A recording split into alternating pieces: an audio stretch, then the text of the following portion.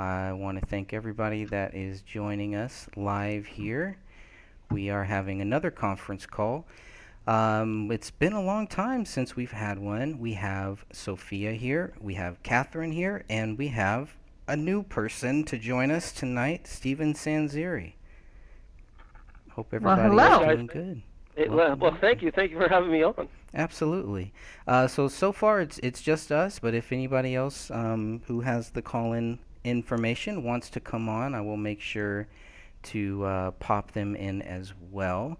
I'm going to give a little visual over here, maybe play something or just kind of have something going on in the background.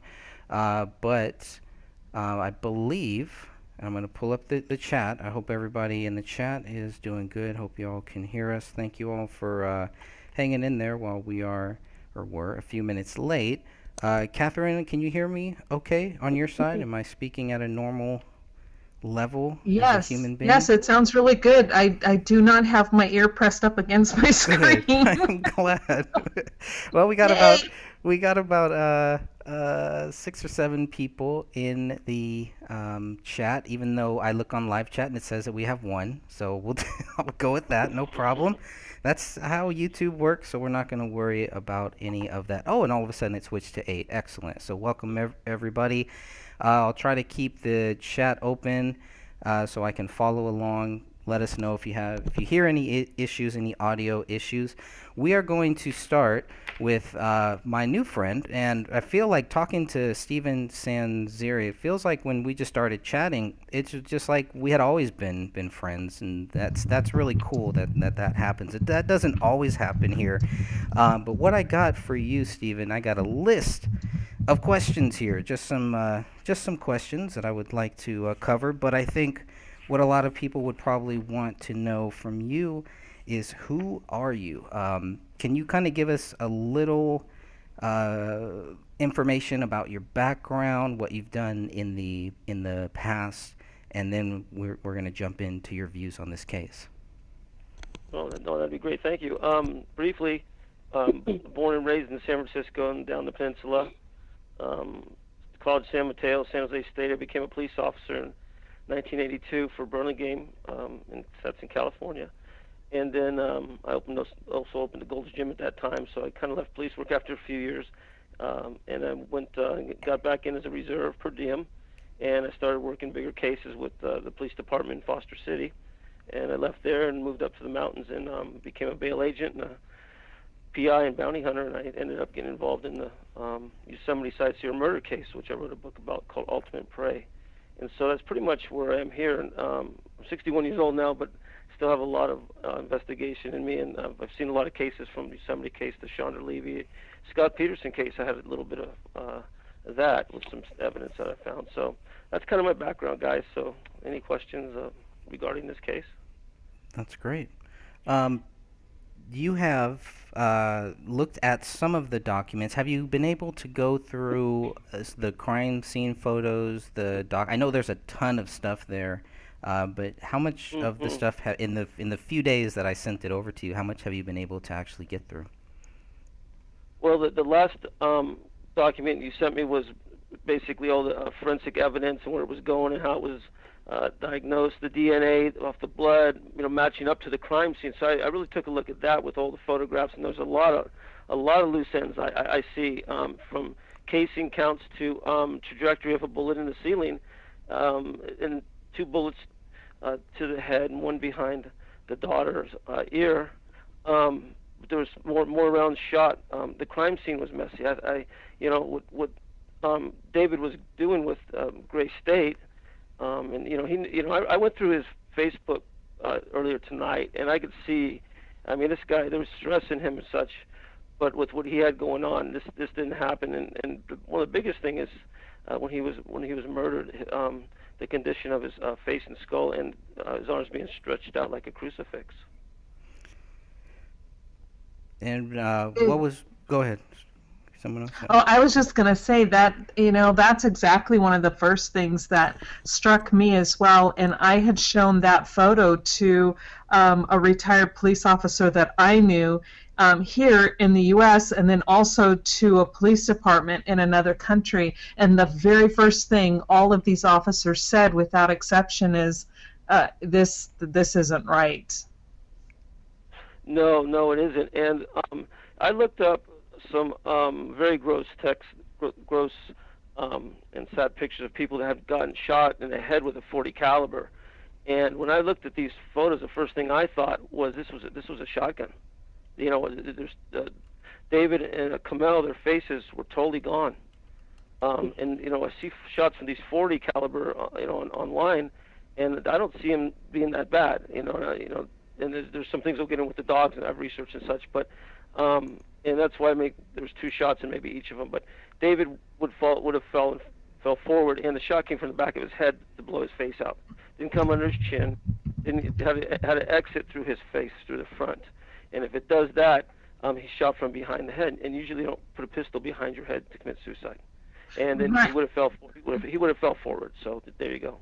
Right, and the reason why I'm not sure if that is right or not, and I don't know if you've actually read the autopsy reports, is because the autopsy, which I don't really put a lot of faith in either. So if you have a whole different view on this, I'm all ears. But the autopsy reports state that there's exterior beveling to the wound that's behind the ears on the victims.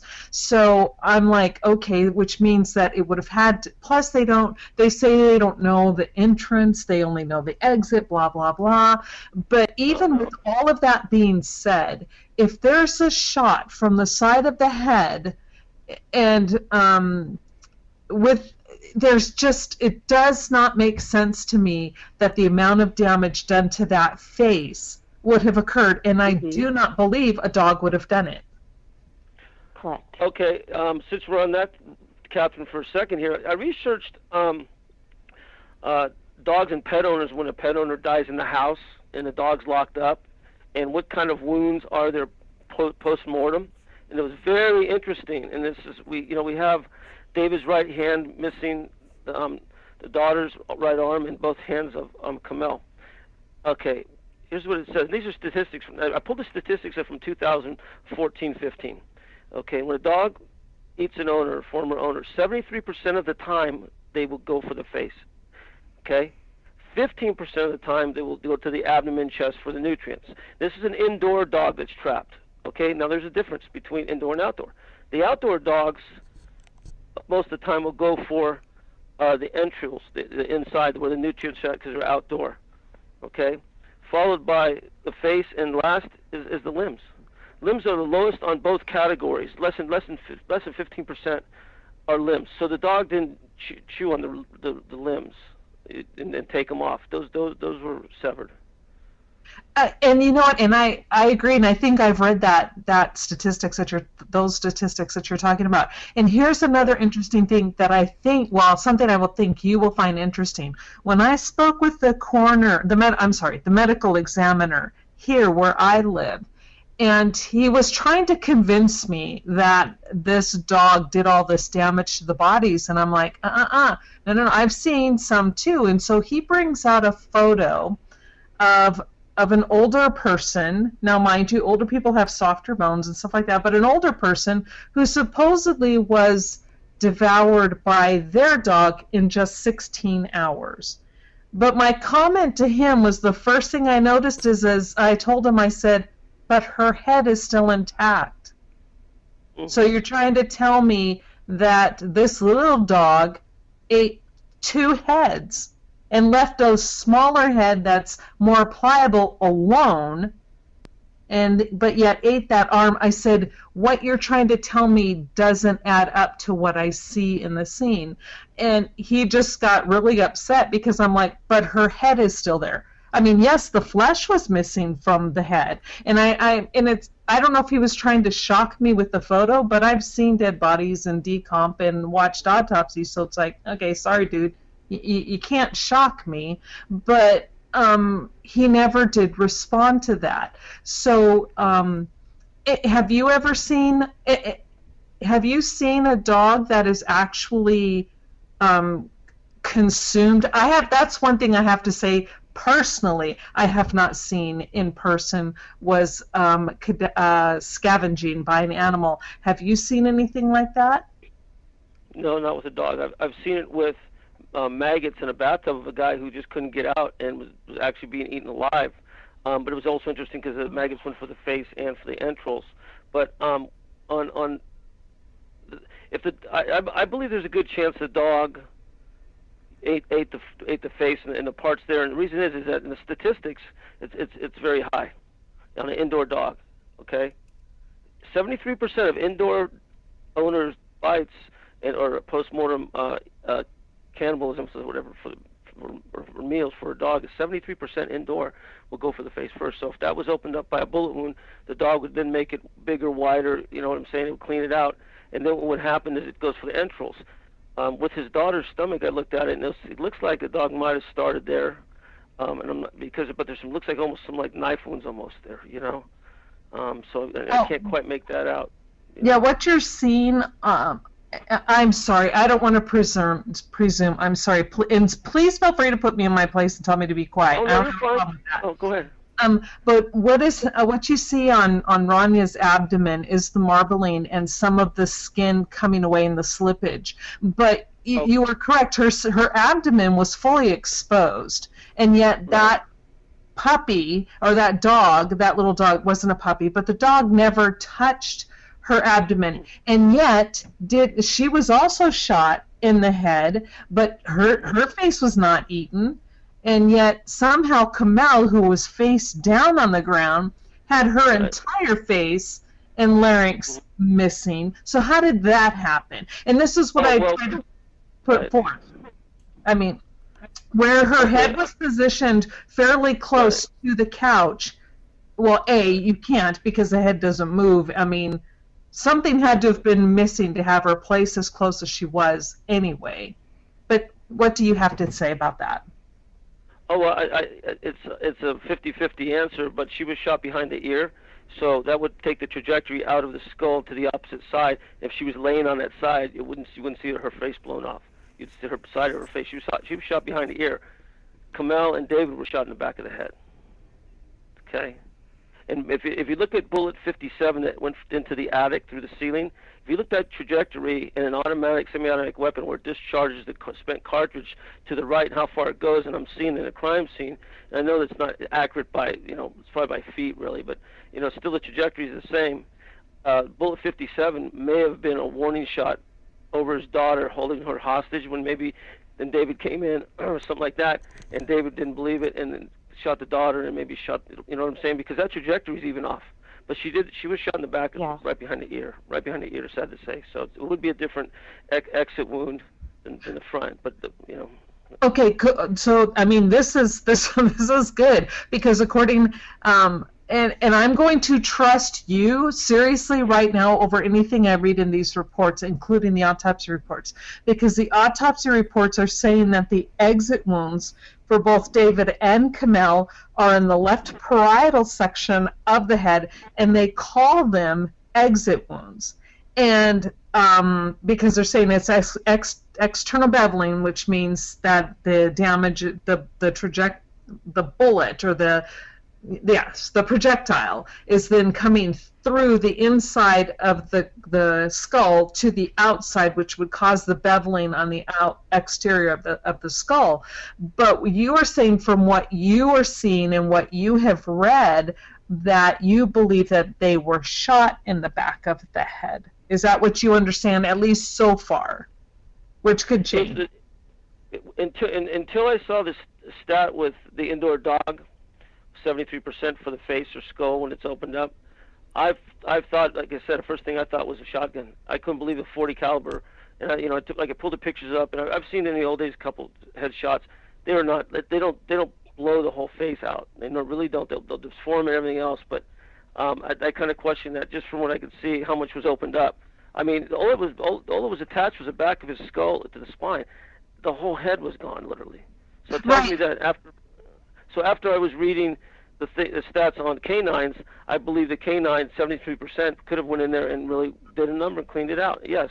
I think Yeah, that's what I think. I'm sorry. I have a bad habit of interrupting. I'm sorry. Oh, it's okay. No, you're fine. No, because here's the narrative goes, though, is that the faces were not blown out by the bullet per se. They're trying to say, of course, that they were shot with the 40 cal, but that the dog ate the faces and the skull, and that the damage seen was done by the dog and not the bullets. Well, there's the other thing is I think Kamel had 2 bullets went through her. I think, and you know, I count 7 casings, 7 bullets basically, because they're counting 1 casing unidentifiable, which means maybe it was another a round from different manufacturer. But cops know a round is, so I'm calling 7 shots. Okay, I'm calling 2 to Camille, 2 to David, and one to the daughter. That's 5 shots. 1 went up into the ceiling up there, and the other one was lost also. There was 2 basically that were lost. So he was shot in the. I think he was shot twice to give it that effect to the front of the face. I think that's also a good theory on this. There was one that was shot into the living room floor that was lodged in the basement too. That was item 45. And there was no blood and no DNA found on that one. On that bullet. Does that one show? Oh yeah, they got. Yeah. Mm-hmm. Go ahead. Yeah, that's. I'm sorry. See, those are 2 bullets that didn't hit targets. And that adds up really to 7 bullets. And then there's so one. 5 and. Yeah, and there's one unspent round that was found in the living room floor. Mm-hmm. What do you think about that? About that one? That one wasn't tested either. Unspent round. Like I said, I think this is. I'm not calling this necessarily a pro hit on this thing. There's more than one person involved. I think it's a very sloppy crime scene. The cover-up's poor. He didn't walk around the whole house bloody and do all this kind of stuff. They had gloves on, and they were looking for some stuff. You ask why the drapes were open, and nobody took his computer or anything like that. You know what? They were going to get to it anyway. You know, these guys were sloppy hit, and that's why you got. Why is that? What's with the miss up in the ceiling, Greg? You know? Yeah. If you're that close, you usually hit something, and I think it was a warning shot. I think it was going to be a hostage suffering thing, and then they mutilated him too. You know, I mean, this isn't one guy, and it's not. It was a black ops. It would be just like Phil Marshall. Yeah, it would be clean. It'd be clean. Yeah. Clean, really clean. Yeah. So this is that's what I think. And since you're a former officer, I would really like to get this kind of cleared up, because this item 57 has been a huge bone of contention, because especially Greg, I don't want to say me, Greg has been trying desperately to get the actual photograph of that bullet hole in the ceiling from the day of the crime, and they do not and will not give him a copy of that photograph. Yet they give us the copy, and they first noticed it, and they state in their reports that they noticed it and were informed of that bullet hole in the ceiling a month later. There's no mention in any reports prior. How often does that occur? Where a police officer would walk into a scene like that and not even bother to look up when they're even moving a Christmas tree out of the way, which is where the bullet hole would have been. Oh, absolutely. No, absolutely. And it's not a large house. It has 8-foot ceilings. You get it's right in front of you. So do you think that is it easy to miss, or should they have seen it? Oh, no, they should have seen it. No, it's very easy. It's, like I said, 8-foot ceilings. It's right. You know, you wouldn't miss that. Well, yeah, because that's kind of what I questioned one of the officers about. I sent him an email and I said, I'm reading the report, and, it states that you put on a month later an obvious defect in the ceiling. So was that missed on, or am I missing it in the report, or was it missed by you guys on the date that you guys arrived at the crime scene? And no response. They should have caught it when they were at the crime scene the first minute. Yeah. Holes in ceilings aren't normal if you really look up. There's really not a lot of holes in anybody's ceiling. And the hole's not going to be super big or anything, but you'd notice it. My question, Catherine, is, I looked at the trajectory of 57, the bullet up into the attic through the ceiling, and I look where it would have been shot from with a discharge with out of the breech of the 40 caliber. Where that casing go? How far? I line it up with casing number 7, and that puts casing number 7. That puts the gun behind the daughter's head, even right then. And that's why I think. And so 57, he maybe shot in the air. Said, "I'm serious." No. He shoots the daughter. Because that really makes parents will suffer forever just on that, and then takes care of Karen or Kamel. But I still believe they were shot behind the head. So I think that there was somebody holding a gun to the daughter's head, and the other guys were behind them. The guy didn't shoot her and run over because David. Something would have happened. So there was other people involved. That's how I believe it. That's because of the trajectory on number 57. You're right. That makes a lot of sense, and I think a lot of people would agree with that. However, again, and I'm okay, please understand I'm not being argumentative. I'm trying to get this understanding in my head. So then in other words, that 57, that the defect in the ceiling actually was there then on that date, and yet somehow it wasn't noticed until a month later, because this is kind of where my theory or my thought process on this is it wasn't there. 57 wasn't put into that ceiling until later on, maybe even the day that it was called in, and when the police officers showed up again a second or third time and said, "Oh, yeah, there's an obvious defect in the ceiling." And I'm like, well, if it was there that first time, with the amount of people in and out between BCA, crime scene techs, the police officers, and even the sheriff's department, someone would have seen that defect in the ceiling, and they would have had to at that point put a little marker on it, at least tagged it and marked it, but it was not done by anybody. And I'm trying to formulate how that could have happened. Well, here's the thing, is that there's 7 casings count on the floor. There's 7 casings.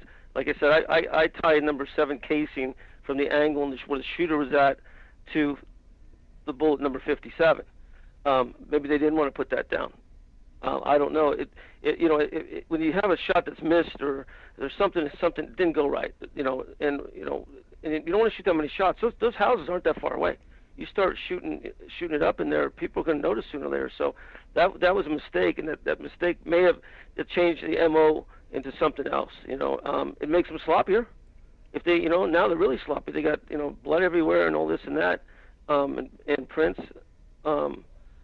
That they haven't matched up, because I know they got prints.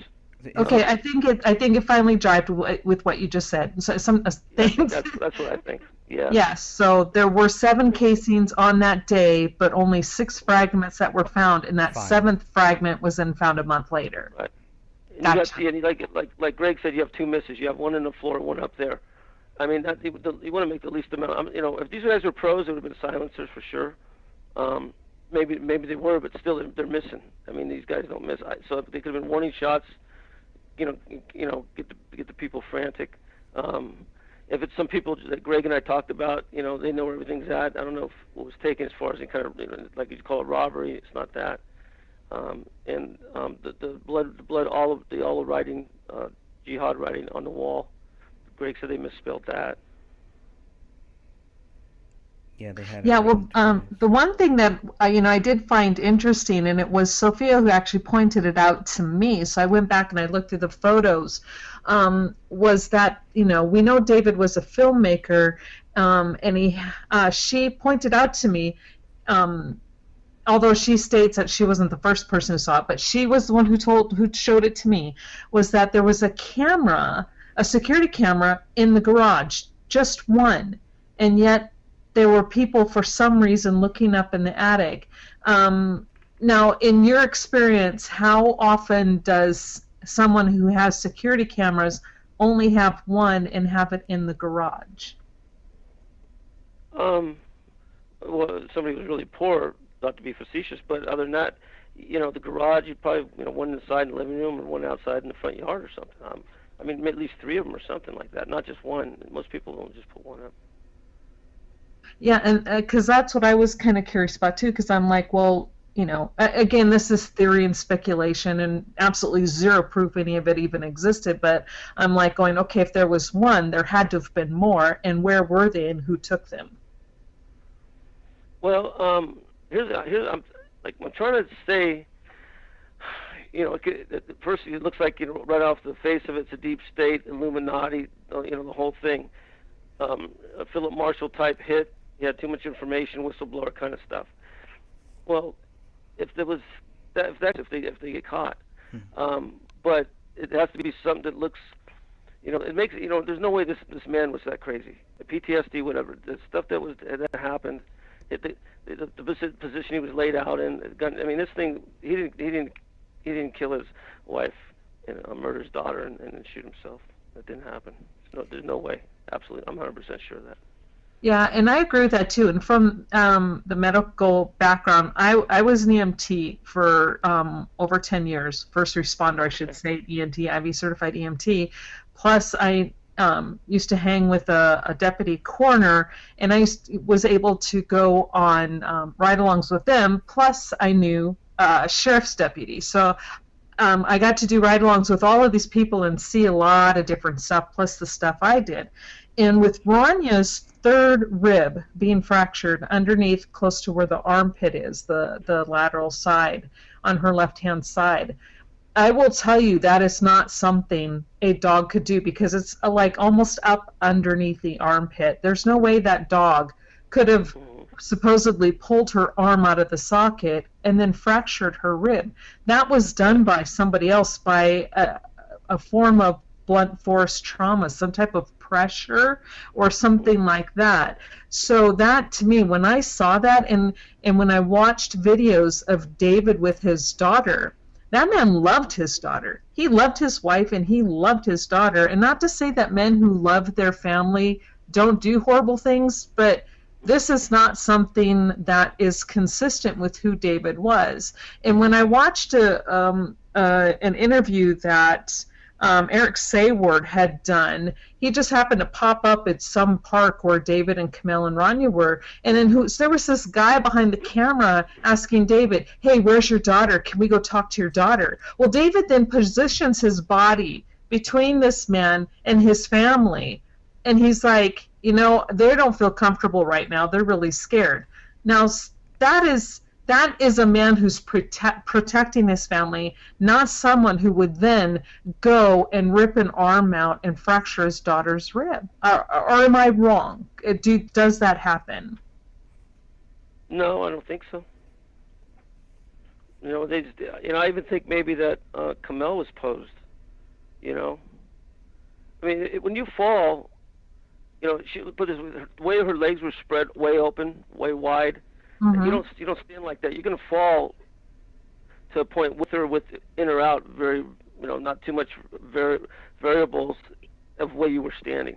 You know Exactly. what I'm saying? And so her legs all spread. That was done, and the baby was laid there like that. There's something with that, and that's what I was the first thing I thought. This little girl, and that way the mother was posed. Your legs don't spread. If you were shot in the back of the head, it's so immediate you just drop. Right. Your legs don't spread. The floor wasn't that. She didn't slip out that wide. She was in good shape. Yeah, she was on a rug. Yeah, exactly.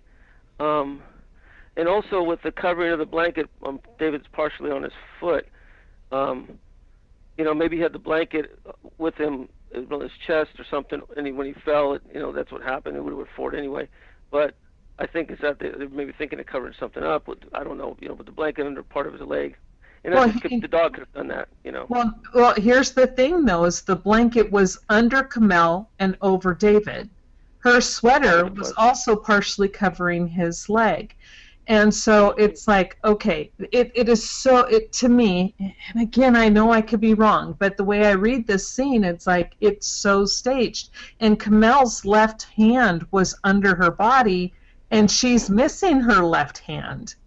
Mm-hmm. And both hands. Yeah, right. Yes. Well, the right hand was exposed, so they're trying to say the dog did that. But the left hand is absolutely underneath her body. So how could the dog eat a hand that is completely under her body? It had to have been removed. Yeah. No, absolutely. The other thing is I researched how long dogs will wait before they will, eat their owner or have a meal, and depending on the dog's size, it's anywhere from 5 to 8 days. That if they don't get fed, but it also depends on their size, weight, shape, their age, and water. Water is a big thing. They'll finish their water up before they do that a lot of times, but it's 5 to 8 days they will do that. Start that. That is good to know. That is good to know. Yeah. And here's something. Go ahead. There was 2 points I wanted to make in regards to Camille. The 3 spent bullets that were found on the carpet that day all had her DNA. Her blood. 3 hollow points. So it was 3. Yeah, she got shot 3 times. Okay, there's a lot of bullets. Yeah. And then, would a dog do that much scavenging if there is bags of food on the floor in the kitchen for him? No, I don't think so. I've never seen a scene like that, but no. And there was plenty of dog food. You're saying? Yes, there was one large bag and then half of a large bag, and neither of them had been scratched up, chewed up, or anything like that. Okay, and So that's good. You told us about the 3 bullets because I was guessing too that into Camille.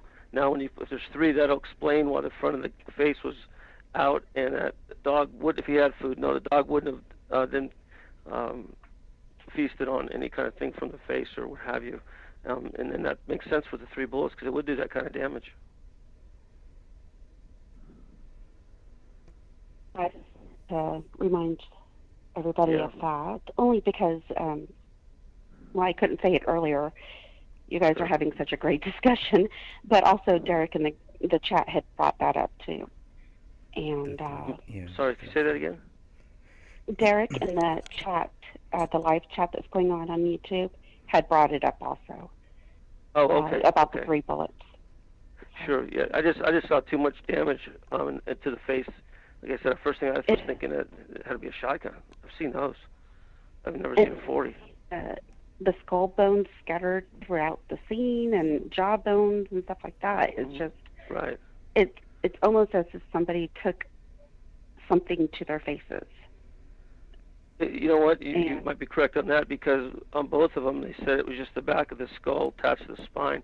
So you're looking probably 3/4 or more of the head gone.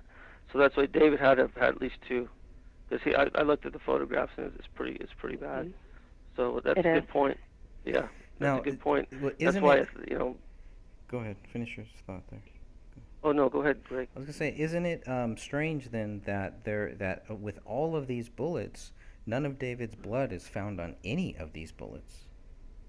How's that possible? Just DNA, and that was it. On what? Just his DNA on item 57, the attic. They have hair. They have hair. Yeah, they have hair and other things on those bullets. Yeah, but there's But none of it belonged to David. It all belonged to Camille or Rania. Not one of those fragments had David's hair, tissue, blood, or scalp. Nothing. That's so weird. That's well, correct. then where did those bullets go that killed David? Yeah. We That's don't what even know if he was killed there. That's what we keep asking, and they won't answer us. If let's say they lined them up and used just 3 bullets through both of them, you wouldn't see the damage on Camille. The bullet would have to go through 2 skulls. So if you think it that way, but otherwise, where's the bullets for David? I mean, and that's why I was looking. I could see David's face, but not Camille's. That's why I think they're not mentioning it, but there was a shotgun used. One shot, you just pick up the shotgun, and it's possible. Well, I don't know. And you could very well be right. And the thing too is that I had my deputy coroner friend look at a piece of skull that's in one of the photos, and because I'm like, hey, look at this and tell me what I am seeing, because I had a feeling what I was seeing, but I didn't know for sure. And I said, okay, tell me what I'm seeing here. And they looked at it and they go, oh, this person, they're just looking at the skull. And the first words out of their mouth was, oh, this person was killed. This is multiple blunt force trauma. And I mean, I went cold. My blood went cold, and I said, "Excuse me." And they said, "Oh yeah." And now this is a deputy coroner that had over 3,000 cases, so they know their stuff. They deal with this obviously a lot.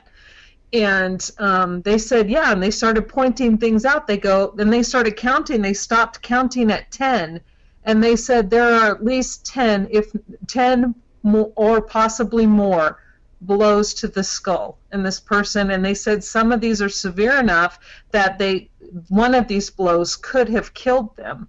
So they said the person, which we then, through reading the reports and putting together autopsy reports, and you look at where things were found, this piece of skull bone belonged to David.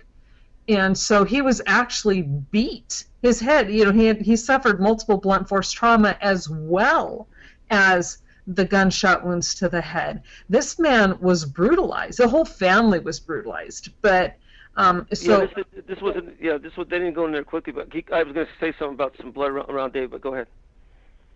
Oh no! Please, you go ahead. Oh, okay. So like in the police academy, we were taught, if you get in a fight, try to avoid the head. Like just the littlest thing with a baton, the guy looks like you shot him. It's terrible. You bleed from your face a lot. If you look at David's left sleeve, I mean, he's very blood-soaked. Okay, if it was a situation where he was shot back of the head, he wouldn't have his arm so soaked on the other side, on the left, because his hand's still in everything. Right side, yes. But his left side is very blood-soaked. If they beat him before they shot him, he would have blood all over him. And I think you're making a very good point. And I would look at the blood analysis. It's not splattered or anything like that, but he's so blood-soaked on his left hand that's stretched out, his left arm, and the whole thing's soaked with blood. And then you look at his wife from pants or whatever, and the little girl, but he's very blood-soaked. And that probably came from strikes to the head or in face. Absolutely. Yeah, and that's, I mean, I'm so glad you're here, because things are just coming together in my brain now. I'll probably be up for the next 2 days taking notes. But because, yeah, looking at that photo, if you look at his shirt, it's almost a straight line down the center of his shirt, and it is only his left side that is soaked. Right.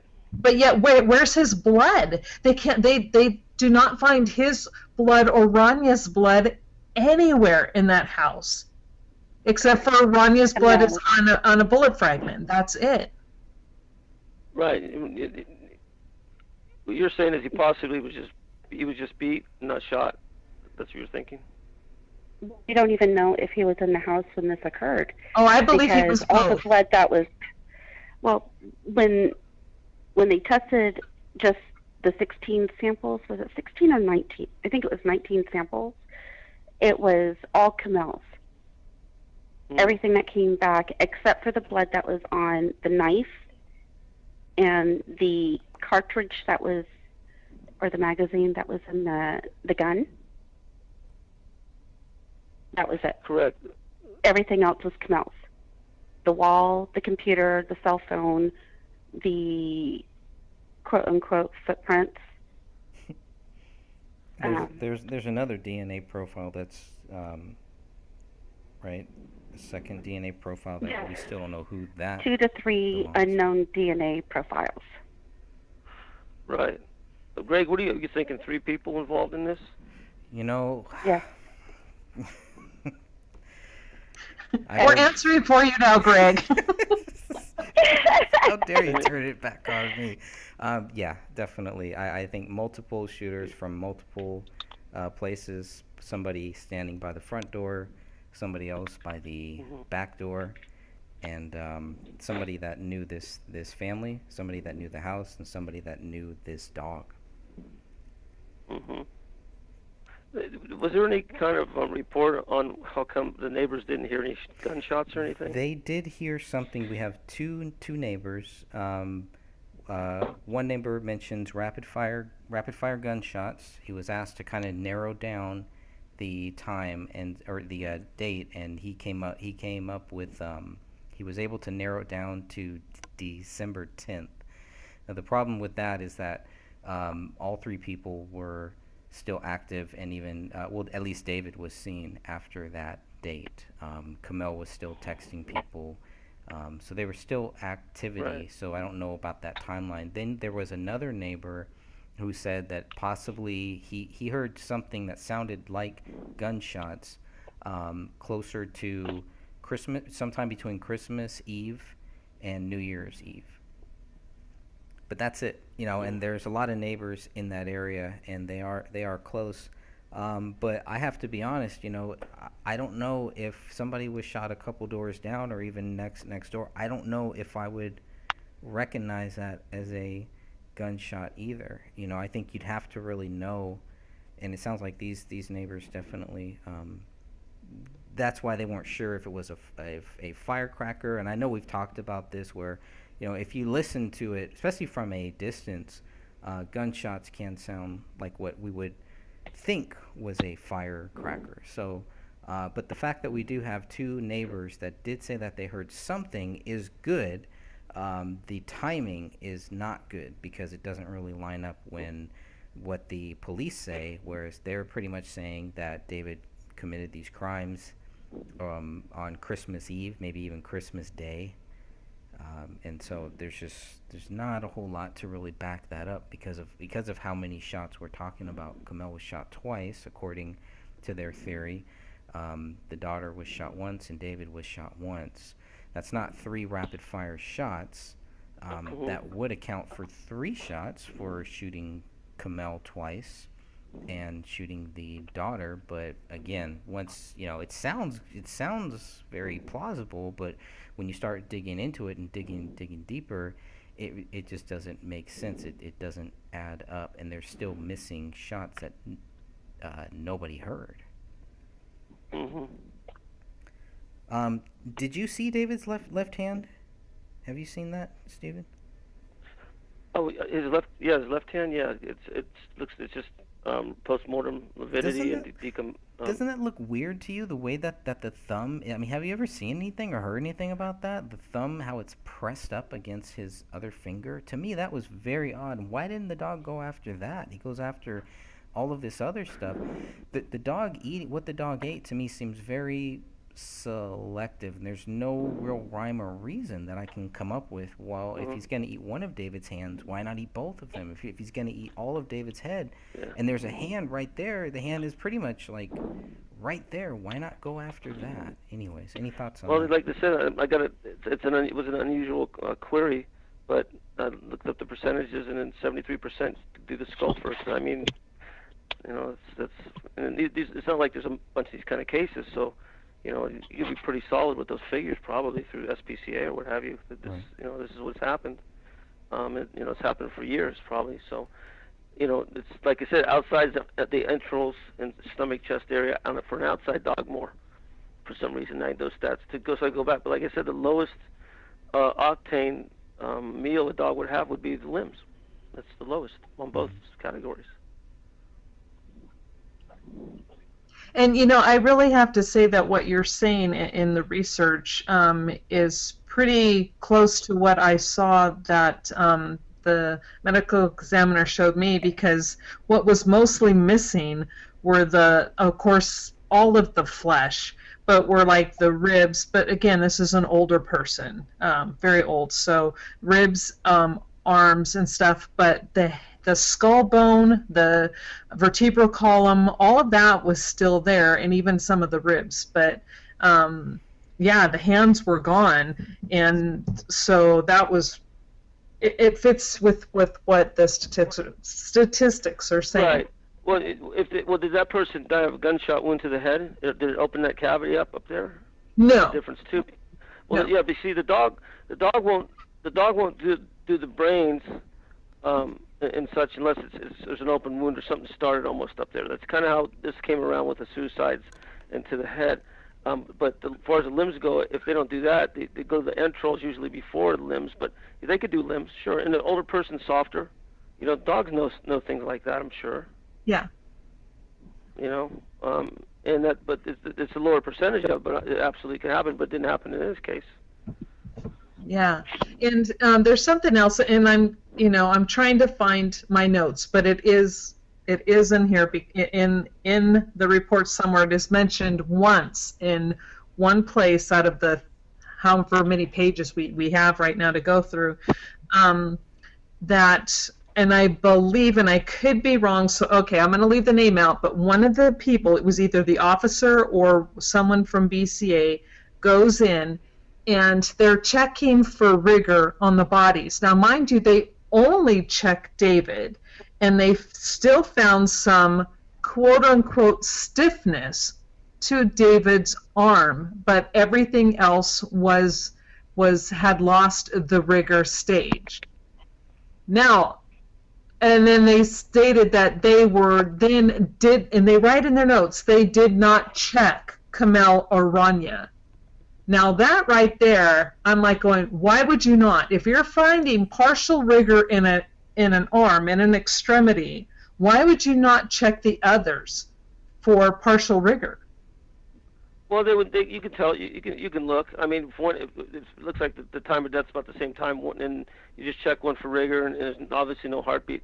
You know, the other ones visually have rigor. You know, rigor goes in the first 18 to 24 hours. You know, right. And it just decomposition. They decompose at that time, but that's kind of how, you know, that I mean that's how that works. I'm just curious, you know, what else they covered up on it, you know. Yeah, I agree.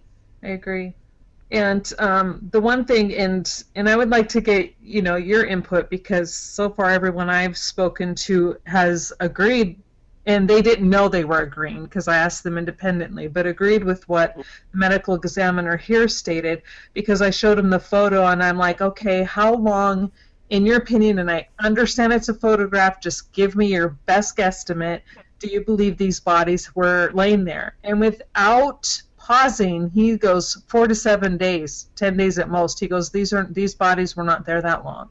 And I said, okay, so what are you going on to do? I mean, I'm not questioning, he's a doctor, but I was just trying to get information. And he said, based on the marbling and the condition of the bodies, and he asked the temperature of the room and where were they located.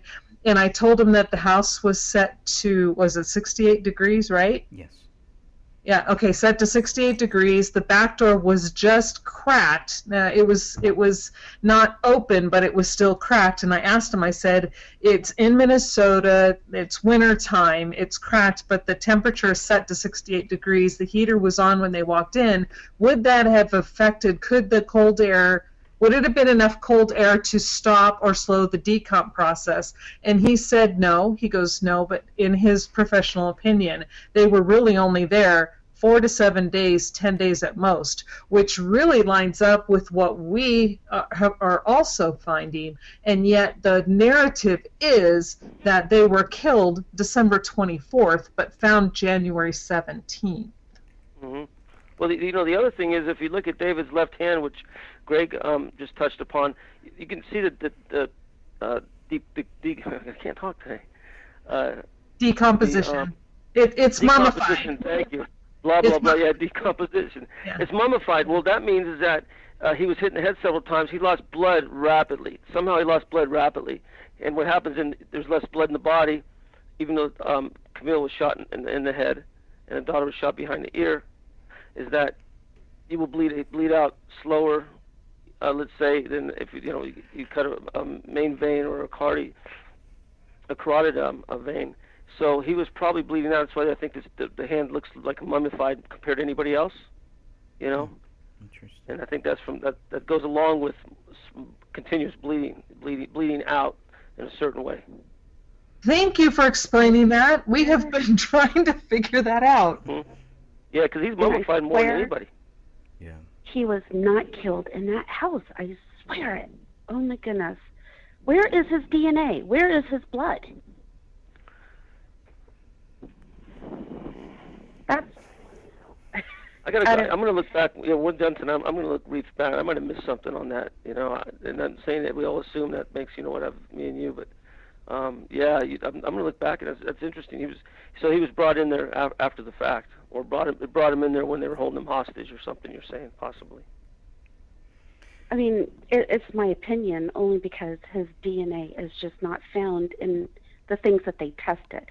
Now, there are, I believe, either 22 or 23 tests or samples that were not tested.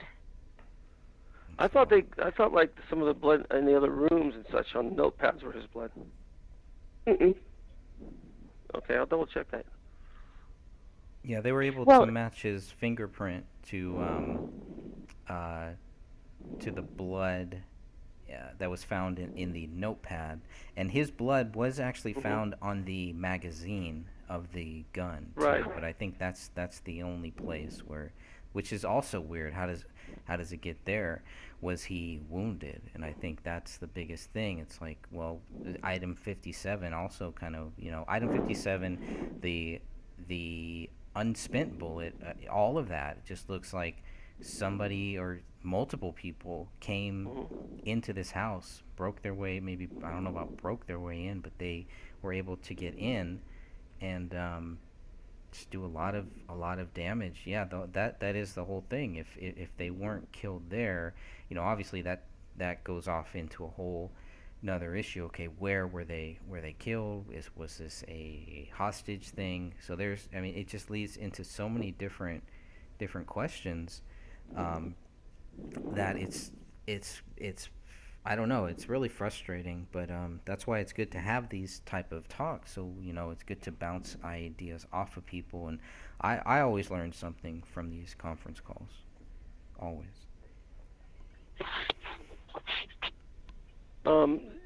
She may have a point on him being possibly murdered before that, because it definitely has a lot more rigor and everything else. Plus, the color of the skin is usually that's what I'm looking at. It's very, very dark.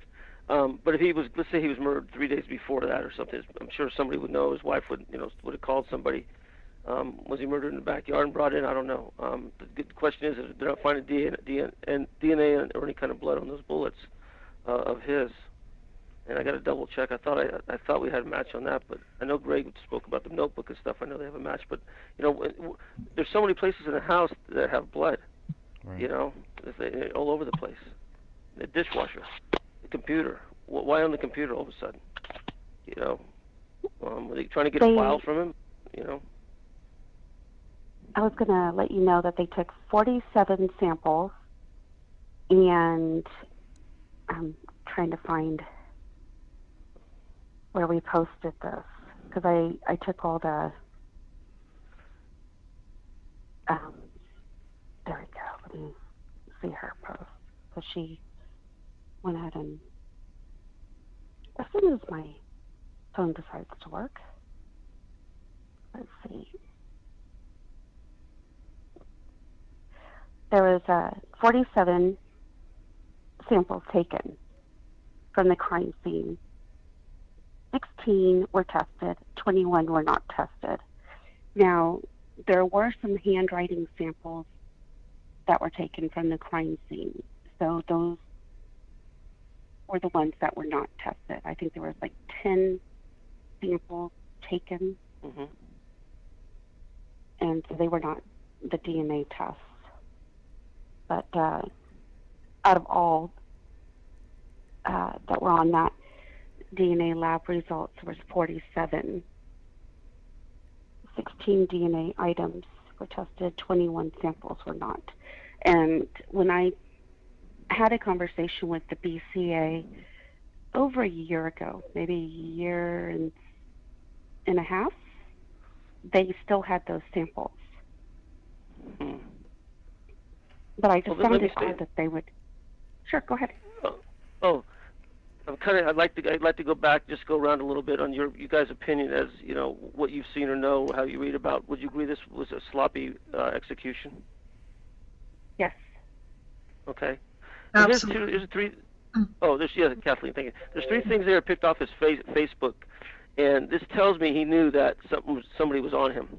And on Facebook, off of the indentation on the impressions on what was typed or written. So these are from the indented impressions after you write a piece of paper behind it, then they forensic it, and these are what. And it was scrambled a little bit, but this is verbatim. Undercover, great danger. Undercover, great danger. So he wrote this on a piece of paper, and they got the impression. Okay, so he knows something's going on. He's not saying undercover great danger like he's undercover. I'm gonna great danger to myself. He knows something's going on. Number two, the other impression that was picked up, it says go into full auto. So he's looking at defending himself for some reason. Not going to full auto and shoot my family tomorrow. Just going to full auto. And the third impression picked up civil matters. That means he knew that civil matters, like it'd be talking CIA company, deep state stuff, the civil matters. He's not talking about a lawsuit or anything. So these three things caught my eye earlier tonight, and so he knew he was in great danger. He wrote that down on a piece of paper to himself. So he knew something was he had eyes on him. Something was going to happen, and he knew it. Oh, that makes so much sense with the stuff that Sophia and I found when we were going through the phone records and the text messaging and comparing those with what some of the guys from the gray state and his supposed friends were saying. They were saying that they had contact and they sent these texts and they called, and there is zero proof of any of that. There's no proof whatsoever that any of those calls took place. And in fact, text messages and phone calls coming into his phone were then routed through to a whole different number. So there's a lot of really weird stuff. And oh, there you go. Yeah. My biggest question. Can I add real quick? I just wanted to say that it didn't appear that David was doing the routing of the phone calls. And that's what I'd like to ask your opinion on is, what does that mean? Was somebody cloning their phone? It's wiretap. Sure. It's supposed to have a warrant for that. The wiretapping is totally illegal. You have to let somebody know, like when you make a phone call, it's being recorded. But the wiretap itself, the dark state and FBI or anybody could go ahead and do that, and normally you have to have a warrant to get that. You can only listen in for so long and such, but. This the whole. There's nothing legal. They're not going to do anything legal or go by the law when they do something like this anyway. But sure, they were listening to phone calls, things like that. Yes, because I want to just clarify. Yes, because this was going on for 2-3 weeks, maybe even longer. So that routing through another phone number can mean a wiretapping. Is that what you're saying? It just they go through anytime that it's wiretapping, and sophisticated wiretapping. It's not a big deal. They can do it with your cell phones and everything. Thank you. Thank you for explaining. It's been around a long time. But my question is when I sum it all up is how sloppy this was, and what's made it look was the cabal or the Saudis or the jihad, whatever it is, trying to make it look like that, and it's not playing for me on that. And the missed rounds, it's sealing the floor, his body possibly moved from another place. Why pick these guys and not just do it more professionally? That's what I'm kind of stumped at, What if a couple of the people that he was friends with, quote unquote, had been prior military? Well, without naming names, I think training to do that. Sure, and without naming names, I think that there's at least 2 of them involved with this, and maybe then a pro. This wasn't 3 secret agent guys going there just for a living. It was too sloppy. Number 1, and number 2 is somebody who knows it's easy to get inside. He befriended all these people, and who you're going to trust, and there's definitely one or 2 of those guys is inside with whomever orchestrated this thing. I believe that, and they paid him some good money. These guys, they'll go do anything like that. And there's some other things that Greg and I talked about earlier. We can't talk online, but, we have our ideas. Oh, thank you. Thank you. I mean, you're making this so much clearer. Thank you so much. Yeah, absolutely. My other question would be, since you have worked as a police officer, the pot, that didn't show up in any of their talk screens. And so what are you talking about? Marijuana? Yeah. Well, I missed the narrative on the marijuana. What happened? They did find it at the crime scene. They took photos of it. It's sitting on the dresser, open in the grinder. The grinder is open, and it's just sitting there. And then there's like a bag and some tweezers. I think there was a couple bongs, a couple one-hitters in the bathroom. But they found no pot, no marijuana in either of their systems. They were clean toxicology reports. The only thing that was found was Camille had something similar to an aspirin product, but they were completely clear for alcohol and drugs. Sure, the marijuana, they might have used it every once in a while, and it's about like 30 days to get out of your system. They're both in pretty good shape. They drink some cranberry juice and it's gone. Or they're not trying to hide anything. They weren't avid smokers. That's all. And so a lot of people who believe that David is guilty are using the marijuana as an excuse for him snapping and killing his family. Marijuana doesn't do that. I know. You got the wrong drug. You've never seen that movie Reefer Madness? I mean, according to that movie, that's exactly what happens. That's so far left. You know that? Oh my God. I know. It's funny. I can't even watch it. It's so stupid. I watch Half Baked 10 times before I watch that one. That movie's terrible. Yeah, it is. It really is. It's funny. But, it's funny to watch it every now and then because of how bad it is. Sometimes I don't know, Greg. sometimes I movies are so don't bad. have the patience for that. Yeah. Well, you gotta have I feel sad for God. You gotta have a couple drinks to watch that one, I'm sure. But oh, absolutely.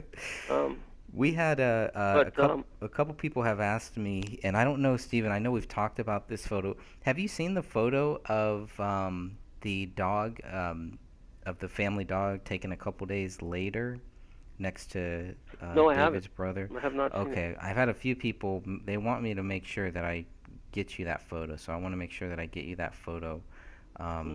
They just want to hear. Sure. They want to hear your thoughts on that. By the way, what size, what kind of dog was it? I really don't have any idea. It's a medium-sized half beagle, and a very friendly dog. And I don't know exactly how. I forget the age of it, but it wasn't that old either. But And also, it's important to note that in one of the articles online, it stated that at the time when Paleo was taken to the vet, he only weighed roughly 15 pounds and normally was a 20-pound dog. Oh, okay. Then yeah, there's just, he didn't consume the hands or limbs. I don't, he might have done a little bit on the skulls, but the dog didn't gain any weight. The dog, none of the entrails were opened up. If the dog was really starving, he would have, went into the cavity. But he had that food like she said. There's food in the kitchen, which I was unaware of. I thought, But the dog didn't eat the food either. That's the thing. Well, the dog knew what happened. The dog went into depression. That's what will happen. Okay, there you go. Yeah, the dog. That's just the dog. You know how dogs are so smart. They know something went wrong, and that's just, I watched on Facebook, YouTube the other day of the dogs that go to cemeteries 3 or 4 years later, and they whimper for their owner that passed away, 3 years earlier, and they know. They know under the grass and everything. So, no, dog. That doesn't surprise me at all. And the dog will hold back too. The dog knows that it's the last resort. So if that was that good of a dog, One of the we just got a great question in the our chat room too, about that dog. If the dog did all of this damage, would there be blood on its mouth? Would there be blood on its paws? Would we expect to find that? Because I think that's why people want you to see this photo, because there's nothing like that there. Maybe they cleaned it up by that time. Maybe they gave the dog a bath or something. But would Nope. we expect to find that? No. They weren't supposed to do anything with the dog. Just feed and water him. That's true. You're right. Depending if the dog did eat some bone and such, they'll go ahead and give the dog an enema, and then that's what the first thing as law enforcement we would do. Take it to the vet and give it an enema and get the evidence out. Test it. for digest all the way or what have you. Yeah. And you're going to find it's going to go into the feces, and you're going to find human bone in there. You don't digest bone. Stephen. So if the dog, I wanted you to know that the police, the officer who dropped off the dog, explicitly told the kennel that they took him to not do anything to the dog other than provide it food and water only, not anything else. You know what? You want to know that giving a dog an enema does not harm him. I mean, that's just investigations 101. Those cases that you talked about, Stephen, about how they, I think you said 73%, the dog eats the owners. Did they mention anything about testing feces or anything like that in those? Oh, no, they don't say anything like that. But I mean, that's what you would do that. Because a dog might have ate a bullet. I mean, that's happened, I'm sure. The dog swallows eating flesh and actually swallows a bullet. I mean, that's not out of the realm by any means. So now we're missing a bullet. Let's X-ray the dog. Yeah. I have to jump in here because that's exactly what the narrative. I'm sorry, I'm so excited. You're bringing this stuff up, and it's like that's exactly the narrative. They were trying to say that the fragments were still inside the skull, and so the dog ate it all, and so that's why they disappeared and they couldn't find it. But yet they didn't test the dog or any of the feces. They just said Now the door was cracked, but the dog couldn't get out. Is that correct? Correct. It was 1/4 inch open. Yeah. So there'd be all the feces inside. I'd collect that evidence. It'd be automatic. Oh yeah, absolutely. They would just roll. Something like that. They'll take the whole rug, just roll it up and take it and forensic the rug. I mean. And they took none of it.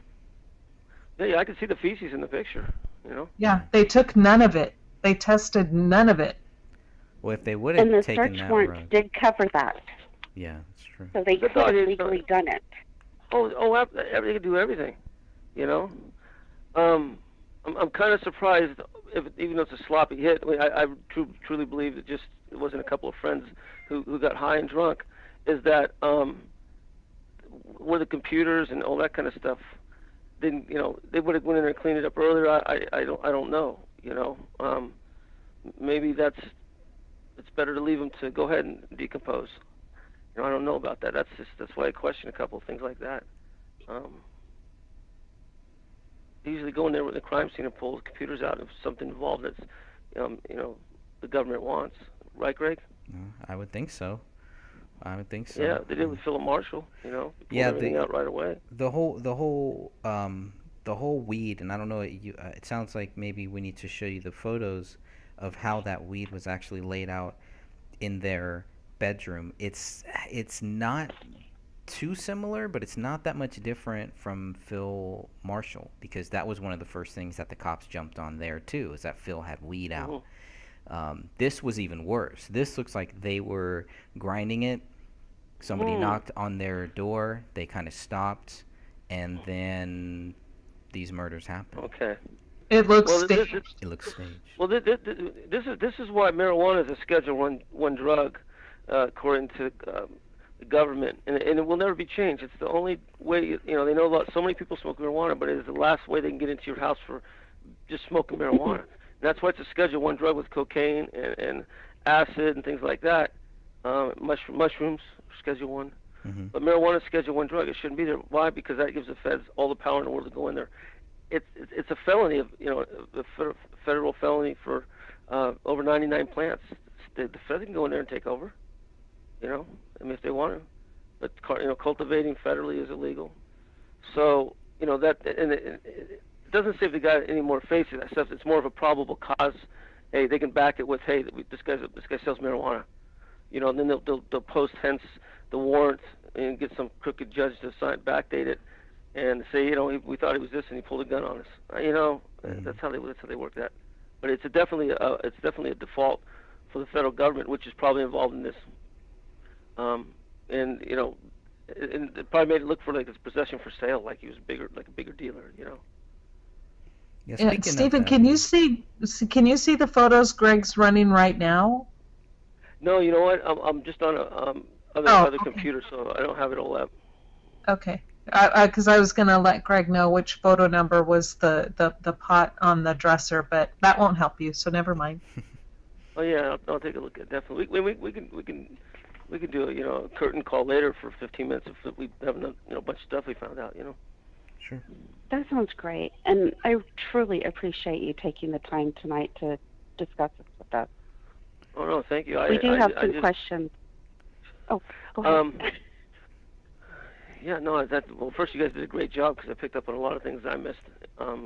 Thanks to Greg, got me a lot of good information. I was trying to think, I had a couple more things here. I went over the impression on the handwriting, which reading through that tells me that he knew something was going to go on. Dishwasher.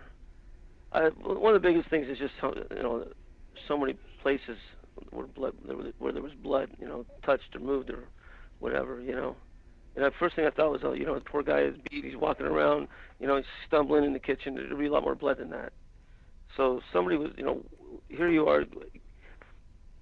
Having only one little fingerprint by the sink and in the dishwasher, a little bit of blood. It tells me that came off of one of the suspects. Not, maybe a cut on. That's what I was going to ask you. Yeah. Oh my goodness. I was going to ask you about that. That's the only thing that listen. They got to his gun. The only thing David had probably was the knife. And I know when I had a situation, I didn't go anywhere in my house with a pretty nice sized blade because people get in. I don't carry a gun around, all that stuff, but just a little bit of an edge, and that's how he thought. And he's probably really good with that knife. And daughter's not going to shoot herself. He can lay it on the table. It's it's not a firearm hazard. And the guy who there should be if this was if this was David, his wife, or his daughter, if they went into the kitchen and there was one drop of blood, it would be a flood. I mean, just the way they were wounded, shot, hurt, whatever. David, basically done the fight, cut the guy. The guy went in there. There's very little drops of blood, like maybe he sliced his hand a little bit, washed it down the sink. You are saying exactly what the deputy I spoke with said, and also the deputy coroner, the sheriff's deputy, and then the deputy coroner said exactly the same thing. They said that blood in the kitchen was more than likely belonged to the perpetrator or perpetrators, and it should have been tested. And they asked me, that was the first thing they said, was that tested? And I said no, and they said that was a huge mistake. No, that's one of the things that caught my eye. It was just there should be no blood or a lot of blood. Okay, and then we got a couple of drops. I mean, you go in there, the guy was going to wash his wound out. If it's only a few drops and he left them, I'm sure he didn't. They didn't have to clean up anything. So even if he had a rubber glove on, which makes sense because it's going to hold some blood back. So they had latex gloves on. Sure of that. All right, because I'm sure they're. Yep. So you're still cutting the latex glove. Yeah. So. David probably got a punch in, and got the guy, cut the guy a little bit, and then they maybe shot him from there or hit him in the head with the what object did they hit him in the head with? I mean, you could do a number with a gun, the butt of a pistol. You could cave a guy's head in if you had to. I don't necessarily see that, but there's not enough blood everywhere else to be David or anybody else who was killed. Right. Because wasn't it the computer that looked like it had like a smudge, but it was like a latex? Yeah. That's and that was in the kitchen, right? Yes. Well, it was on the island. It was on the island, right? So it's by the sink, but in the kitchen. So that guy touched this dripped a little bit. He was going probably across toward the sink, and his hand grazed over the computer, and a little drop or something. But that tells me definitely, you guys are right on that. It's the suspect's blood. And and there was a knife. There's blood on the knife. So, they probably used it against David, maybe also. But the blood in the kitchen is if they tested that, it wouldn't be David's. Yeah, the knife is the only thing in that crime scene. Not the gun, not the magazine, not any of the spent cartridges, or not even the bullet fragments. But the knife is the only item that had blood detected from David, Kamel, and Rania, and the police didn't even believe that was important enough to even make part of the investigation. It was found open with the blade pointing down, the tip of the blade pointing down toward David's feet, and here it was open on the floor next to David, and It was the only thing that had all three of their blood on it, and yet it was never part of the investigation. Yeah, no, they stabbed those people too, I'm sure. Or they used it, and they might have used it to cut part of the hands off. I don't know, but the blood, we could Yep. suffice that the blood around the sink and stuff, is suspects. Yes, which makes sense. Yeah, because if they're, and when you look at that piece of the skull with the skin and the scalp still attached, you see straight lines. And I'm sorry, a dog pulling a scalp off is not going to leave a straight line. It was something was used to make a straight line to remove that from David's head. And since there's a knife on scene, I'm going to just jump in here and make that assumption that the knife was used to then cut the scalp away from David's head. And at that point, whether they're stabbing David or trying to cut off hands, we don't know. That's a pretty good assumption. But we do see straight cuts and straight lines on the scalp. But a lot of people don't understand how slippery blood is and how easy it is if you're trying to cut something and you've got blood all over, how easy it is to slice your own hand. And so that is my take, and how then that blood was then transferred by a passive manner. They slice their hand and trying to cut, and so then they're then going to the kitchen to wash their hands off, and then it's dropping. Well, no, but the thing is if he went in there and just cut the scalp, he'd have more blood on his hands than 3 drops. That blood was cut. I'm guessing more that the knife wound was when David had a knife and he got a little licking and they hit him over the head and that was it. So David had cut the perp. Cutting the scalp, you're gonna have blood all over your. I mean, there's gloves, take them off, but there's still gonna be more blood if you didn't take them off. I don't know. They didn't find gloves laying around, so it tells me is that the blood probably was from a David, defending himself, maybe more so than cutting the scalp, maybe, The scalp could have been cut afterwards. Okay. Sure. Okay. That makes sense. Thank you. Just not enough blood anywhere else besides the living room that impresses me. That's, just a very superficial wound, if anything. We've all probably done worse than that, just cutting tomatoes, Really, I mean, it's terrible, but yeah, that's what I think. Yep. Let's see. Well, once again, I'm really grateful that we've had a chance to speak with you tonight, and that everybody else has had it. Sophia. Oh, Sophia, okay. I remember you came on, I thought we lost you earlier, and maybe I thought it was somebody else. Sophia, okay, great. And Catherine, right? Catherine. Yeah, that's me. And we do have some questions for you, but we'd like to ask you privately in regard to the case. Yeah, sure. We can go off air. Yeah, no problem. Everything's confidential because if this goes big, everybody, those of us who come up, people can laugh. You're putting your life on the line, okay? And Greg has done it. I've done it. You guys are doing it. They start targeting. They listen in. They'll see when the threat's a real threat. We're not out there writing books and preaching and selling snake oil, right? But everybody's doing this. Alex Jones is still alive. So if Alex Jones is still alive, I think we're okay. But we still take it seriously to keep it confidential, right? Right. We've all had to move in regards to this case. Yes, we did. Oh, really? Yes, we did. Oh no.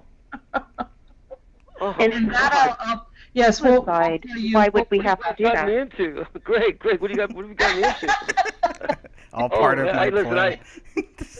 When I say, Greg, when I signed up with you, I signed up for the best. So Right. I'll go with you guys, okay? Awesome. But Stephen, you have to understand that we'll all just grab a glass of wine and stand around a fire and sing Kumbaya. Yeah, well, that only gets you drunk. Okay, so Right. anyway. No, we could do better than that. Scotch. No. Scotch. Okay. That's too funny. We got some great. I want to give a shout out to everybody in our chat room too. Thank you all for joining us here. And again, so many different things that are going on in our chat. Lots of great points being made. So make sure that keep making those points, and I'll try to get to some of those too. We had one that was made about the locks on those doors. So. Some of the doors look like maybe the locks are brand new.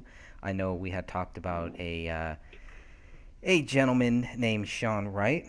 And Sean Wright, when this whole case first broke, he told Dan Hennen that the police actually kicked in the front door.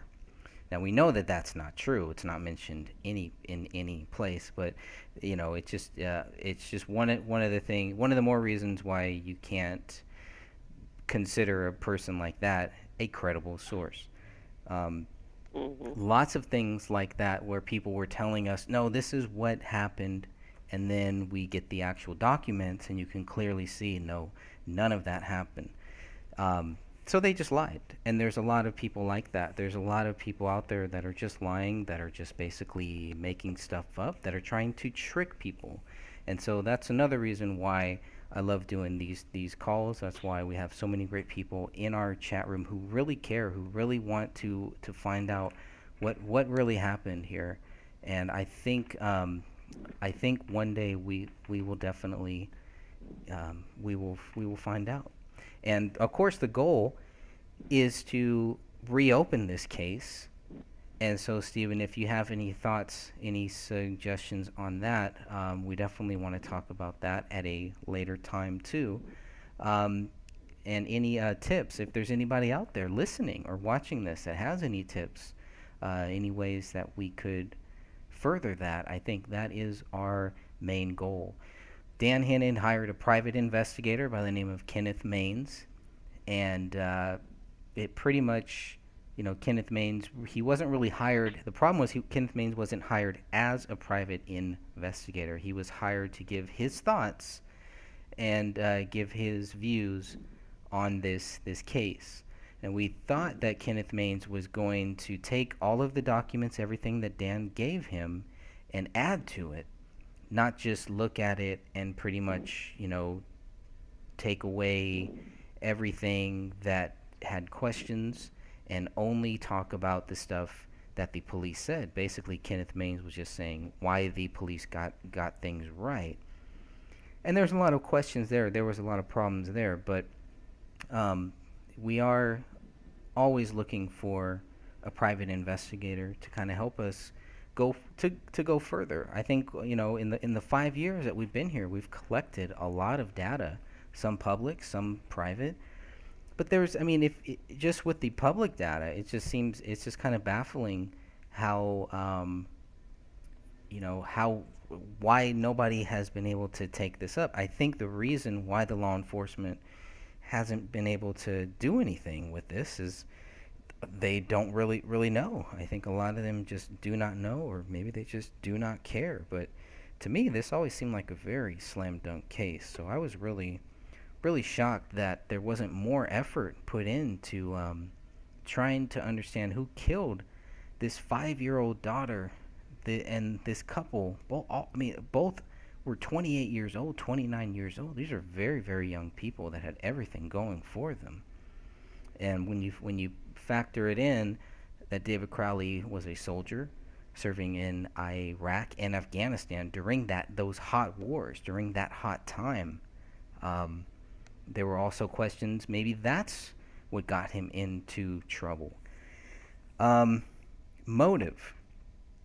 The motive, Stephen, if you were to look for motive from David or from anybody as a police officer or as a private investigator, what would you look for?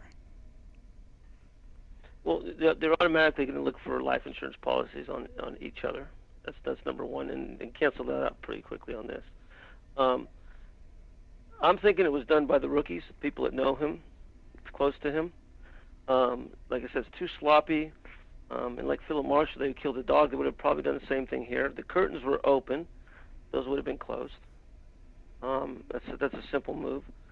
And I question there was a GoFundMe that went up for a while, and it looked like somebody absconded some of the money. Yeah, that was David's brother put up a GoFundMe. Do you guys remember? It was like $60 million or $6 million for Kamel's mom. Kamel's mom. Yeah, he was asking for $6 million. For You're $6 correct. million dollars, and it was weird that he made it for Kamel's mom, who had cancer, some type of cancer. I forget what type of cancer she had, And so once Kamel's family found out, they had him shut that thing down.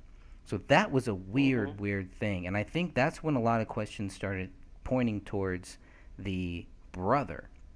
That, well, why is this Right. guy not necessarily saying that the brother killed his brother or anything, but why is this guy doing this? Why would he ever set up this GoFundMe for somebody that he doesn't know and for so much money, and then raise $8,000?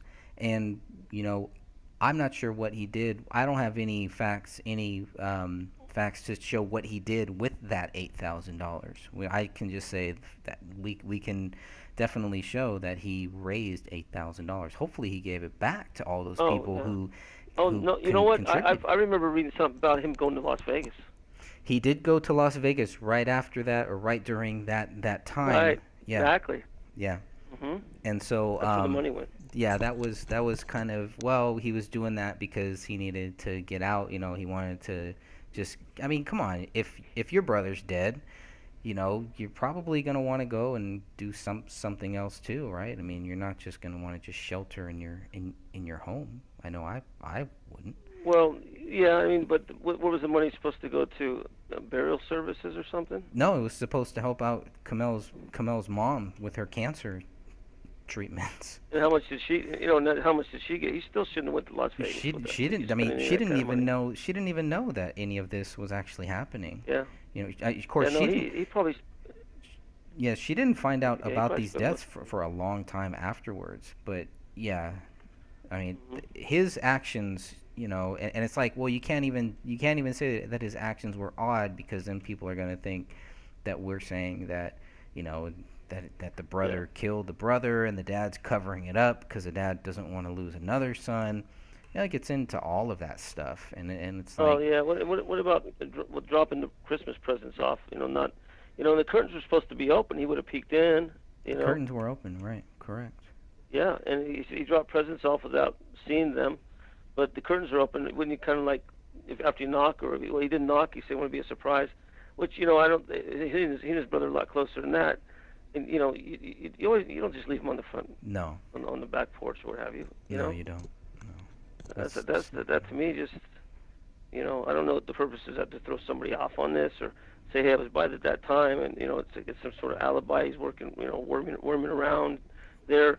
Was he seen by other people? Well, could that have been to also set him up to make sure that he keeps his mouth quiet? David's brother. I mean, In which way? well, I mean, why was, that kind of makes him look bad. Like, why was he there? Why, Oh, sure. what is he doing there? He and his brother are not talking at that point. He's trying to. Oh, they weren't. Oh, okay. Yeah, Okay, so there's gotcha. some family beef. I don't think it was that much different than, any family squabbling, because when David got a new phone, I believe in November or October, nobody else, David's parents didn't have his new phone number. David gave it to his brother first. So whatever beef that the brothers had, and of course I'm totally biased because I love my brothers, I love my sisters. I can never fathom anything like that. Trying to take myself out of that and put myself into the situation where a brother could do that has been challenging. It's been a big challenge because it's hard for me to understand how that could even happen, how that could be even possible. But those things do happen, obviously. But can I Yeah, interject something really quick here, Greg? Going back to the presence, is where I have an issue with Dan Jr. is that he states and makes his statement to the police where he says that he dropped the gifts off on December 25th, was it, or the 20? Somewhere around the 28th. the is what 28th. He told Okay. police. And the whole thing was he says he dropped them off then, but when the neighbors were interviewed, without exception, every single neighbor stated in their testimony to the police is that they did not notice anything on the porch until January 10th. Correct. Yeah, nobody saw him dropping the gifts off or anything. And So really, they supposedly sat there from the 28th until the 10th and every single neighbor missed it. But no, every neighbor stated, and they didn't know. They didn't know that they were telling the police the same story. All of the neighbors are like, so when did you notice the gifts? Well, January 10th. I think it was only one neighbor that actually even No, there were noticed a couple those. of them. Was there a couple? Because I know the guy who was across the street was pretty much the last person to see David, I believe on Christmas Eve. He said he didn't notice those presents until January 17th when the bodies were found. And I question him even being able to see David because looking at the house and how you're going to laugh. I know. But when you look at how these houses are situated on Google Maps and you can look corner to corner, house to house, when you're looking at those street views, and the houses are so offset and there's a tree there. I do not see. I challenge that man to explain to me how he saw David and how he looked David in the eye when they're kitty corner and their windows aren't even in the same line of sight. Yeah. Yeah, see, I believed that story when I had read it in the police reports, but then when I saw the Google photos and then the layout of their neighborhood, I was like, oh, there's something wrong with this. Yep. Because, that just doesn't make sense. And then on top of that, this person who claims to have seen David has David's birthday, and then his wife has Camille's birthday. And he's tall. He's about interesting. 7 feet tall, if I remember, almost 7 feet tall. So he's a pretty tall guy. And he disappeared, moved away right after he was interviewed or talked to for the first time. He left and never left a forwarding address. Well, we thought that he told police that he left, but then it turns out that he didn't leave, actually. So I don't know why he told police that, or why whoever police talked to when they came back, why did they think that he had moved when Dan Hennen spoke with that person? It was pretty clear that he had not moved. He was still there, still living there. So that was definitely odd. But the other question is, why did police go back a second time to go talk to that person too? So I've never really felt good about a clear answer about why the police went back for a second time. What type of questions were they going to ask the person across the street? Okay, so because I'm basing what I just stated on what was in the report. Correct. So that's right. And so that is erroneous information because Dan did speak with them and they did state that they were still there after the police stated that they believed he had moved and he was no longer at that address. We'd have to clarify with Dan if the neighbor stated that, but we definitely know that the neighbor did not move at that time when the officer Tara Becker went back to talk with that neighbor. She was told that they had actually moved, she was told that they were no longer at the residence, and then it definitely came out later on that he was at the residence. So that's all that I know for sure. We'd have to get Dan to clarify if the neighbor told him that or if that's something that was found elsewhere. Okay, thank you, because I'll change my notes then on that. So, I want all the right information. Thank you, Greg. Sure. So I had kind of asked why he went to Vegas, and somebody in the chat said for gambling. Pansy said that for gambling. Somebody noticed the dog hair was stuck in the blood on the gun. I don't know if that was dog hair on the gun, but there was some type of hair on the gun and blood. Greg, that would answer what the blunt force trauma to his skull was about of the pistol. That's what I was thinking too, but I don't know if Catherine, Catherine's the one who actually brought that up, and I did a lot of research and a lot of looking into that. And I have a really good software program. I used to do photography. So I ran these photos and the skull piece through my photography development programs. And when you when I get different views, you can actually see impressions that are like a square or a triangle with a small circle in the middle. There's like 2 or 3 separate impressions that you can clearly see different designs on. I'll send them to Greg, or if you still have them, Greg, if you could pass them on to Stephen, that would be great. Yeah. And I would love for you to take a look at these photos, and then you can see what I see. It's not the butt of a gun. I'm not saying he wasn't hit with the butt of a gun, because he absolutely could have been, but you see impressions, like what makes a diamond shape, what makes a hexagonal shape, what makes a square with a circle in the middle. There's like 3 separate tools I found. 3 separate, well, I'm calling them tools. I don't know if they are tools, but 3 separate indentation designs. Yeah, but there was definitely okay. There's definitely something happened with the butt of that gun. Sorry, Stephen, go ahead. Oh no! I say it was they didn't just pick it up by the barrel and hit people. Also poking it hard into his head, like really hard. That'll give you a square with a circle in the middle. That's the barrel. Okay, so they'll shove it into his head too. They hit him with, and if you see the diamond, that could possibly be the grips. Taking it and just hit him and whack him in the side of the head with holding the barrel. And the grip, they usually there's diamond handled 45s. Okay, just so you know, it's like a larger size diamond shape. When you use it and you measure it with the little sticker tape that they have, it's like a 1/4 of an inch to a 1/2 an inch, just one diamond shape. It'd be the diamond inside the grips. It'll be protrude a little bit. But I've seen them before. It could be it could be something else too, a part of the gun.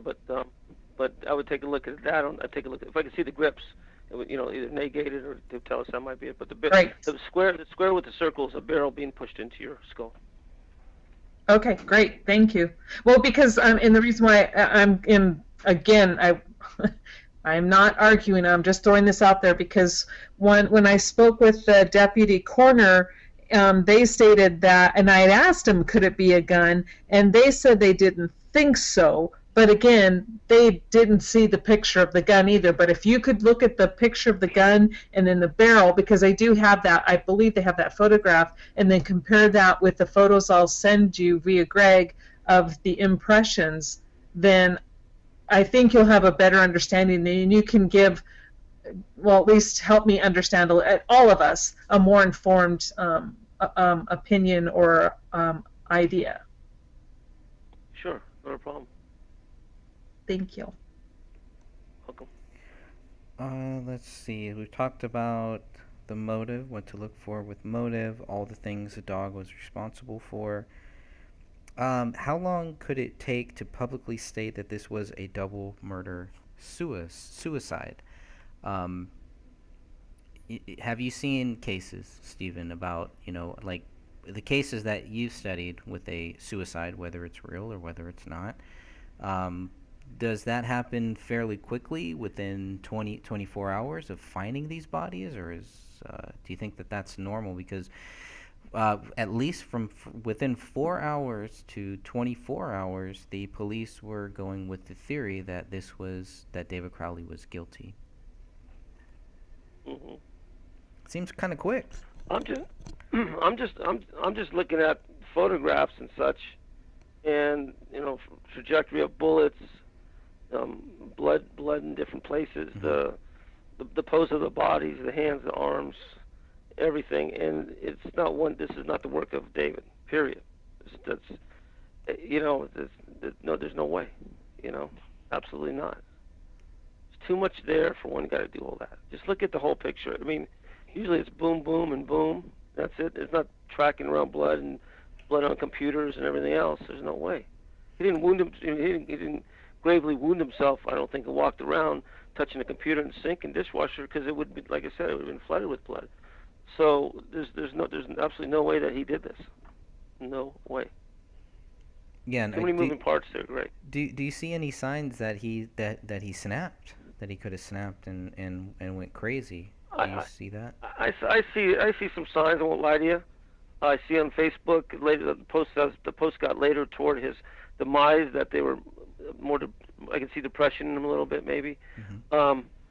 But not too much earlier than that. He seemed fine on that. And I see the statements on the internet and people talking about it, and he didn't kill himself because he didn't get his movie. I mean, and he didn't sacrifice his wife and child to Sharia law or jihad or the cabal. It wasn't. No, and just I've never seen anybody get shot in the back of the head and then lay out on their back crucifixial style.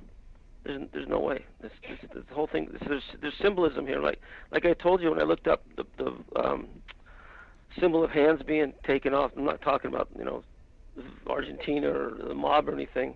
I'm talking about in a ritual and such in Sharia law. It's about humanity, and that's a symbol they use, and it's on the internet. You can see that, and it's kind of going along with the narrative of some of this anyway. But anybody could look that up and copycat that also. Yeah. And I think it's important to state here that there was at least one of the other people that was close to this family at the time who was very well versed and in the Muslim religion and actually looked to be practicing it themselves. Okay. There's definitely some ties to that in there. I just don't think David did all that, And they didn't test some of the other blood and such. Maybe were in the notebooks and and the things he wrote. The impressions on the writing. Undercover. Mentioning as in danger for undercover. That's not from a man who's going to self-inflict his family and such. It talks that maybe he's seen guys parked outside his house maybe or something. Right. Talking about that in indented writing, it was interesting that the indented writing is only mentioned on 2 pages. So the question was, does that show that the indented writing was only on these 2 pages? Or is it possible that the indented writing was also on other pages, but again, just weren't tested like so many other things? Yeah, I mean, if it depends how hard you press, you can get down to like a second copy. You can still read, but usually it's the first one's best. Where's the original copy at? Why was it taken out? Maybe threw it away. Why did he pull it off? Didn't put it. It wasn't a post-it. But the three of the statements that they could get to, that I could read, kind of told me he just knew something was going on. Just like with Gary Webb and Philip Marshall and all those guys, there's a point they seem to be about right with their guests. They go as far as they can, just to that tipping point where now I better pack a gun or a knife, or change my number, or an email goes out to somebody like Michael Hastings to one of the guys in the military he was embedded with over in Desert Storm, saying I'm splitting. And in 2 days these guys are dead. Right. They know they these guys. I mean, I've smelt it. You just know when it's you can't prove anything up till then, but it's just, and he knew. I really believe that he had classifications and some secrecies and stuff. Yeah, and there was the question of, was he leaving to go to California? People had tried to throw us off of the whole film trail by telling us that David's film was dead. It was not happening. He was sad, and that's why he did this. We later found out, Dan Hennen later found out that that was not true, that there was a working deal up until the day David Crowley died. So once we realized that, it's like, well, why would people try to throw us off of that trail? And so then it's like, okay, well, obviously you gotta follow that trail. Was it possible that David was planning on leaving and going to California, to Southern Cal? And because if you're going to make a TV series, which is what he was doing, he was going to be involved to make Gray State a TV series. You can't do that from Minnesota. You got to be in Cali. That's just, I You, think you really do. You really got to. You got to be in L.A. Really. you got to be I know. there. I know those Yeah. things. The closer you are, the more tension, and and it's just they put a lot of money in these projects. They want the writers or creators to be there. But there's a side of, like, you wrote books. There's still gratification whether you didn't write it for the money. I didn't write my book for the money. That it's got a legacy out there, and just his documentary, choppy or not, it was great. I watched it. And that's pretty satisfying by itself. Right. So I don't think the impression he didn't get his movie. Plus, the guy's a hard charger. He's not going to give up. He didn't give up in the Middle East in 2 tours. He's not going to give up his family for a screenplay. I mean, that's movie. I mean, I've tried to do that in my book. It's not easy, but it's the hardest thing in the world. But he knew that. He had great subject matter. We also have proof that he was thinking about moving to California, actually Ocean View, because there is a mortgage company that ran his credit several times, even once after they were dead. But I think that was just an automatic thing. I'm not quite sure. But they were... They'd only been in that house about a year, right? That's right. The one they were in? Mm-hmm. Okay, yeah. Sure, he was making the right move. And I saw that I saw something about him selling off some military gear. Yeah. I saw that. So that makes sense. Maybe he's trying to get some cash, help out the move. That makes sense. Stuff he doesn't need right now. Sure. Mm-hmm. Yep. Yeah, he was selling off the military gear that was being used to make the movie because he wasn't going to need it anymore. It was going to be done in Hollywood. Right. Yeah. Yeah, they rent all that stuff. They get those houses that do that. They've got everything. Yeah, sure. In his partnerships, like with Mitch Heil, he was trying to get Danny August Mason to sign off also. So he was trying to take care of things so that they could possibly leave. Yeah, it's all planning for his future, not planning for his end. Right. That's exactly what I think. I mean, I just know, I've got a couple bites of my stuff, and it didn't work out. But when you get them, I mean, you drop everything. It's fantastic. And once you get that taste, he was going for reasons. He wasn't going to quit.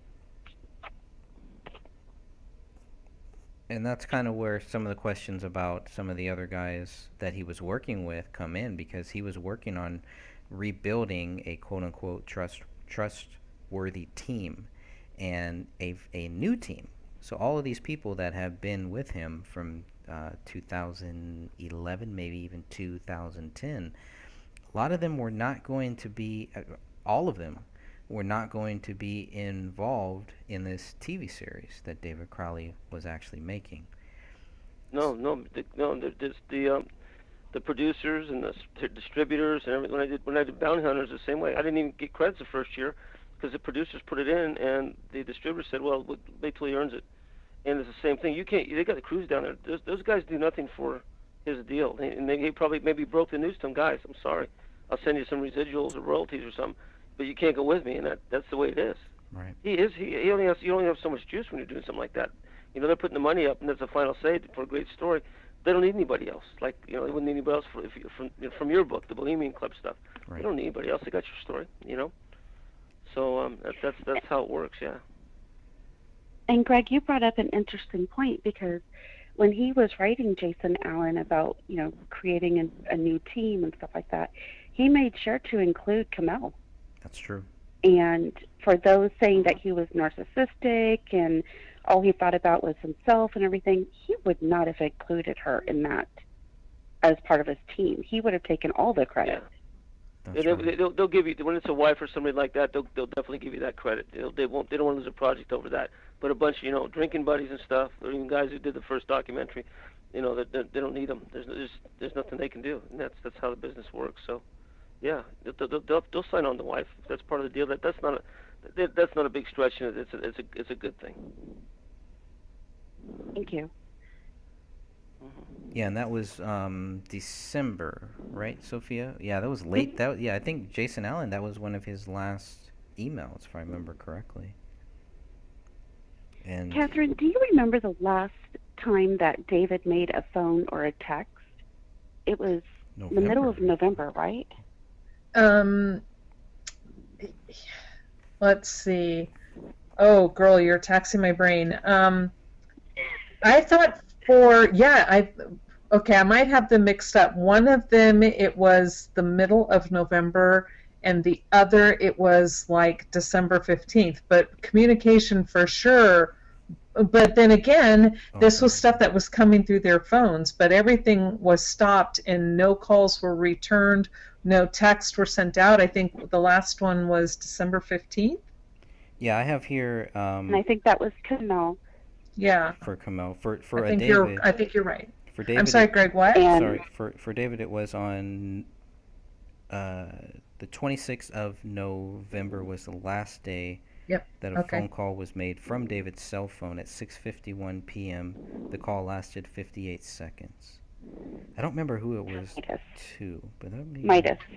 Oh, right, the Midas, and not the gold Midas, but for his tires. And again, if you're going to take a road trip, if you're going to go from Minnesota to California, you're going to want to make sure you got good tires. Mm-hmm. Well, it was also Minnesota in the winter. I mean, it's very possible he could have been wanting to put some new tires on. True. Because of winter. True. Very true. The only other time that we have communication with David, I believe, was just with Jason Allen in December, and that was an email. Yeah, we don't even know if David wrote that. It's supposition on our part. Yeah, and with his lawyer, David was talking with his lawyer in December too, around that time. Computer? Was email, or was through his email, through his Gmail. Oh. Yeah.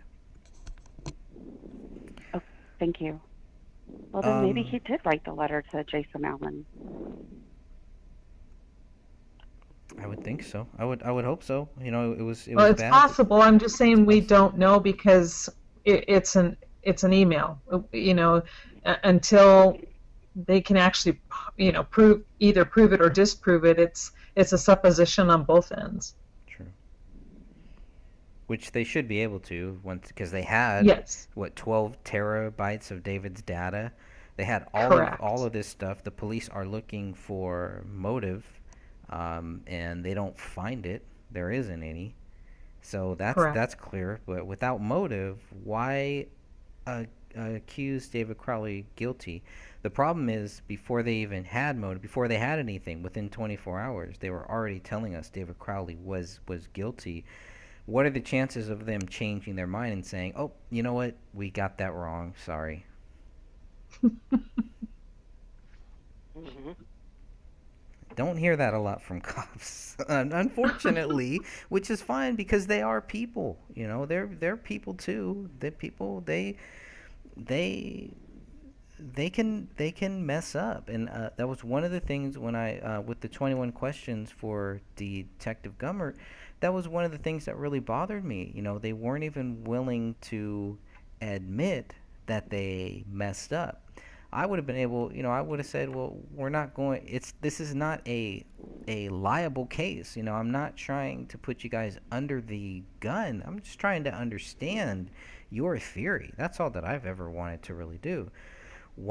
How do cops go into a house, look at the scene, and as soon as they look at this scene, think David Crowley is guilty? That's not good. That's not good. Because that could be anybody. You know, that could be their family. I'm sure if it was their family members, maybe they put a little more effort into it. I would hope so. But that's just one of the things that has bothered me. What other questions anybody else have? I still got a few here. I have a question. In your line of duty, and even as a PI and everything, have you come across a whole lot of cases where the police have covered up? Not a whole lot, but a few, absolutely. Oh, yes.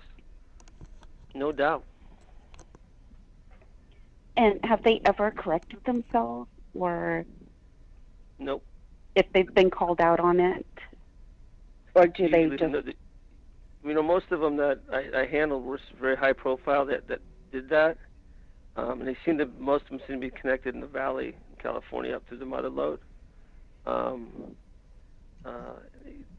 It seems that there's corruption everywhere. Everybody can say same with there's certain drugs everywhere, but it's not true. There's areas that are hotbeds, and we have a case we can discuss later. The new one Greg and I talked about was Philip Haynes. Philip Haynes, Haney. but Philip Haney. Thank you, Greg. I'm a rookie on that one too. But the cover-ups and the motivation behind it is usually always power players that are in the drug business. And I've seen the cover-ups. I mean, even in my book, I talk about how I was set up, and I was going to prison, went to preliminary trial, and didn't do anything. And and I'm an ex-cop. It really stings then, But I saw the corruption, and Greg knows about that. And then the Yosemite case later, and how the FBI followed me and such. It happens all the time. They, look at Waco and Ruby Ridge, Oklahoma City. Those are still cases that are, that a lot of corruption was behind it. So it happens all the time, and usually the bigger the case, the more there is. Well, it's sad to actually realize that it's more common than we think. Yeah, it's kind of scary. And is it true that it's supposed to go all the way up, like even senators and congressmen are covering this? Especially when you see, there was a stat I gave Greg before our last show, and it was Calaveras County, and there's a lot of connections with Freemasons and all that kind of stuff we can get to later. But Whitehead was 3 times the average per capita suicide rate in California and the nation. Okay, why is this? And we started looking at, now, like with David's wife and daughter, there's 2 suicides, so that'd be a stat. And so, we're seeing who's ever involved was Philip Marshall. That's 2 suicides and a murder. And Calaveras County, why is that the highest per capita in the nation? And there's a lot of these suicides that are deep state connected, and that seems And so why is there so many? Did you see?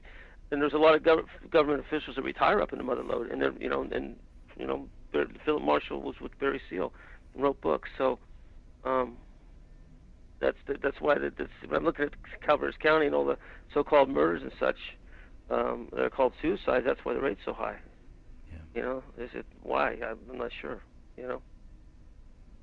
And why aren't the higher ups, like the FBI and stuff like that, why aren't these high suicide rates hitting? These are murders, and they don't want to be murders because they know who did it or who's involved in it. And so they make them look like suicides, and then vilify the father or whoever pulled the trigger, and they go back and he was on crazy, bipolar, drugs, whatever, and they do it all on that. The problem is that people know these people and how they are and everything else, and it goes against the grain of that he would take his family out himself. And that's all those, everybody that we talk about, Michael Hastings and Gary Webb and Phil Marsh and everything. These are all suicides, and like, really? No, they were whistleblowers, basically, in a good way, and they have information. They have to take them out. Yes, hits me every time. I'm going to commit suicide. I'm going to shoot myself 2 times in the back of the head. That. How do you do that? Mhm. It's magic. Yeah, that's why this one here, guys, it may not. It could be an inside job and not a deep state thing, and a shadow ops, or what we see normally, because it is awful sloppy, and or they hired hit guys that were made to make it a mess, Mm-hmm. And, the more evidence there is, the better chance a lot of times of not solving the case. Because pretty soon you got something that's questioning on the side of circumstantial, and they know they get a defense attorney because of one bullet that blows the whole case. They look at it that way. This thing's just a little bit too messy for them. So what's the motive? What it is? I think it could be the guys that weren't going to be going to California. Who knows? And it could it could have been. The other thing is, could have been directly. Those guys might have sold out. Wouldn't be much the way some of these guys are. It wouldn't be tough to buy them. Sort of with the Saudis that came in and told them what to do, or you know, this is what you're going to do for X amount of money. There's definitely some money behind this. You know, there's too much work here for just to be somebody really pissed off. Mhm. So there's an agenda somewhere behind this. You know. One of the things that really stuck out to me was that the staging of the crime scene, it seemed like it had been done in layers. Is that the right term? Sure. Almost like they I- kept coming yeah. back and doing a little bit more, like overstaging. And I just, somebody had to be very familiar with that house to be, and know how to get in and out to be able to do that. Well, and another Yeah. thing I want that I find interesting in how I think it goes up just a little bit higher, and I agree with you, this is so sloppy, it doesn't reek of a professional, but yet the metadata on the photos from BCA has been altered by the BCA. And I'm talking altered time, yes, time stamps, date, not the date, but the time. Times are wrong, and you can tell where it has been altered. Again, you wouldn't know if you didn't have the right programs. I'm sorry, it's late here, and I'm really tired, so my brain is kind of starting to shut down.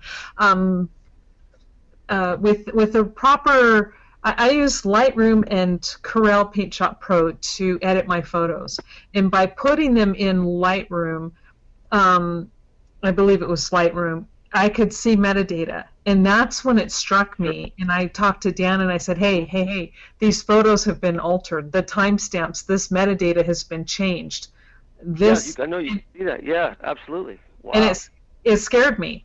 Honestly, it did. I don't normally get scared, but I'm like, oh, holy potato cakes. That's not what I said. I'm like, this was changed at a higher level. So I'm thinking to myself, why would that occur?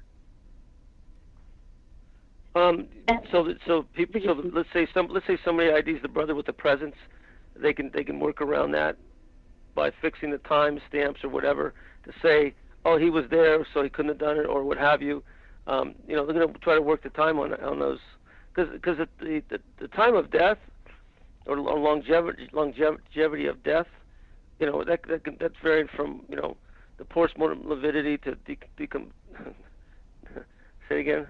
Decomposition or decomposing? Decomposition. God, why is that a word? I must have. It's late. Anyway, We're all tired. I know. No, that's okay. Decomposition. Just to get a tighter timeline, you know, to cover anybody's. Oh, we saw this guy at that time. Why do you think the guy says, oh, he saw it on the 10th? Well, really? Saw the packages out there. Well, maybe they weren't there or they were there. You know, there's something with the packages, like Greg said, that it throws something in there where you're going to get somebody that's going to hang outside and be noticeable, because they show up. It says, oh, we saw those packages there. They can work around that maybe in the story. And people say, I saw them there. No, I saw them there. Not everybody's going to notice them the same day they're put there. So maybe that, you know, it definitely could be, you know, a worm out there kind of wiggling around saying, oh, these packages were here this time, not that time. And if somebody comes in and questions the case, then it could change the timestamps on it. But you can still go back to the original forensics and know what that time with that photograph is, right? Correct. Well, if you have the right programs, you can. If you don't, it shows as just the timestamp that was altered. And that is how I was able to catch it. I was getting ready, and it was just a fluke. I was getting ready to do, again, just some processing and do some edits on a photo to see if I could get some detail out. And I just happened to glance, and I noticed two different dates, 2 different times for the same event on the same day. And I'm like, hey, wait a second, that shouldn't be. And so I started, and it wasn't on all of the photos, like you said, but the way you're explaining it, now that makes sense. And I'm like going, oh, okay. So I contacted Dan right away, and I'm like, Dan, you got to help me here, because I'm about ready to blow my top, because it was just so freaky to see that type of manipulation and to be done at that level. And you can even see the names that are given. Now, whether or not it was the person who did it or not is a whole different ballgame, because if what you're saying is true, they could easily alter the name of the person who supposedly changed this timestamp as well. Well, it's like you get a photograph, you go into properties, and you can change some stuff in there. You know, you can change the author of that photograph, or whoever it is. You know, and you can do that. It's just, if you get the original or get the original files, I'm sure you can go back. Or even if you got the equipment, like you said, or they get the software to go back before that. But I take photographs off of Wiki Commons, and I've gone in there and I can go into properties and change the name owner of it. You know, and that's pretty easy to do. My question is that were the photographs in the properties and the metadata, were they all numbered and ID'd, renamed or what have you? They're all marked with something besides a JPEG number or whatever. Correct. They're all given. There is different information, but not all of them were altered. No, not at all. But you can tell that the ones that were altered because they fall differently within the numbering system. I don't know how to explain it again. I'm really tired. I'm getting you on that. Sure. Yeah. I'm not an expert like you, but yeah, I understand it absolutely. Yeah, and that was the thing that kind of caught my eye, because when they're photographing, and as they work from a bigger circle into a tighter circle, and when they're halfway through, say they're kind of in the middle circle, and you have all these photographs of the middle of the scene, and then the next set of photographs are from out far again. Right. That kind of, again, these are the things that caught my eye, and I'm like, wait a second, this photograph is out of sequence. Why? And then when I take a look to the right and I start to see the timestamps, then I start digging deeper, and I'm like, oh, this is not good. Yeah, there's a chronology by, you can look at this was taken at this time, or it's the same shot, but, maybe the guy took 2 steps over. So the chronology was off, and you caught that. Correct. It's like, say they're to the point to where they're photographing, let's say, the bodies, and just as an example, they're now in this tight circle, and now they're getting here, and all the photographs should now be taken in the chronological order, like you stated, should be all in that area. But say you have a picture of the rug, the body, the rug, the body, the outside door. Sure. This is where it's like going, okay, that is these are the things that caught my attention, and it's like that's what led me to look a little bit deeper, and that's when I found, again, by looking at this photo, getting ready to do, an edit to it, and then noticing that the metadata was altered, and I'm like, okay, not a good sign. It didn't leave me with warm fuzzies. No, absolutely not. Photo of the body bags, is that the one that really I'm trying to remember. It's been what? On that one, it was the time. The timestamp on the body bags was on the changed metadata was 10 or 10:45 at night, and we know for a fact that they were not photographed and not even there because they weren't even put into bags until what? What did you find out? 12:30, 1 o'clock in the morning? Between 12:30 and 1 o'clock in the morning. Yeah, so that's a big time difference. Oh, absolutely.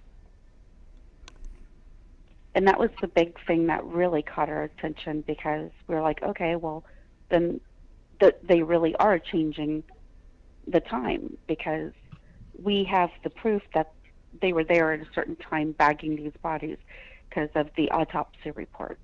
Yeah, that's what led me down the rabbit hole. Thank you. I'd forgotten which photo I was working on, but you were correct, Sophia. That was the one. Gosh, this case is a huge rabbit hole. Yeah. Going down the rabbit hole. It's all Greg's fault. Yeah. Got the red pill and the blue pill. Which one? Pretty much. Grab them both. Take them. God, I know this Yeah, this like I said before we get off. The biggest thing to me, I'm looking at a motive. You know, how far did Deep State did it go? Why they hire hacks? Maybe there's a reason they hired hacks. You know, pros just aren't going to get that dirty. You know, and you know, they used to shoot people for $500 Michael Jordan Air Jordan shoes. I mean, so it doesn't take a lot of money. No. Right. Did you want to continue off air, or did you? Yeah, we can. Sure. I just need about a 2-minute break. About a minute break. Sure. Okay. I'll leave my phone. I'll leave my phone on. Yeah. Is there anything else, Greg? I think that's all I have for now. One last thing. Great discussion. Yeah, one last thing. Did we talk about that David's mom died a couple months after this happened? Did I tell you that or no? Got that. No, we talked about the We have GoFundMe so that much to go over. There's so Yeah. much more. I hope we can get you to come back like a lot because everybody's really enjoying you being here. Yeah. And we have more Thank questions. you. Oh yeah, no, you guys gave me a lot of really important information also. Awesome. Well, I'm gonna save the rest that I have here then, and we'll get back to all of that on our next show. And yeah, I look forward to that. Sure. So if anyone has any final words here, Derek's asking when the next one will be. Hopefully within maybe a week or maybe two. Maybe we can get everybody on. Maybe at an earlier day at an earlier time, but we can work all of that out here.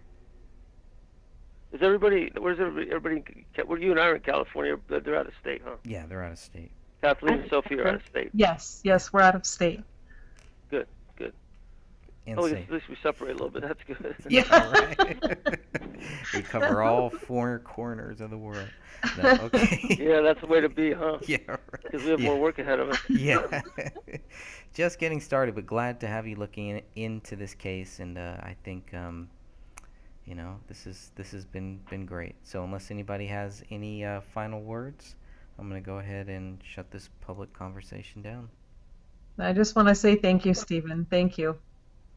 Well, I appreciate it. And my book Ultimate Prey, it's on Amazon. But if you want to, I'll send you guys I'll get the emails from Greg, send you guys a PDF copy. So it's basically the first proof, and it's all PDF and such.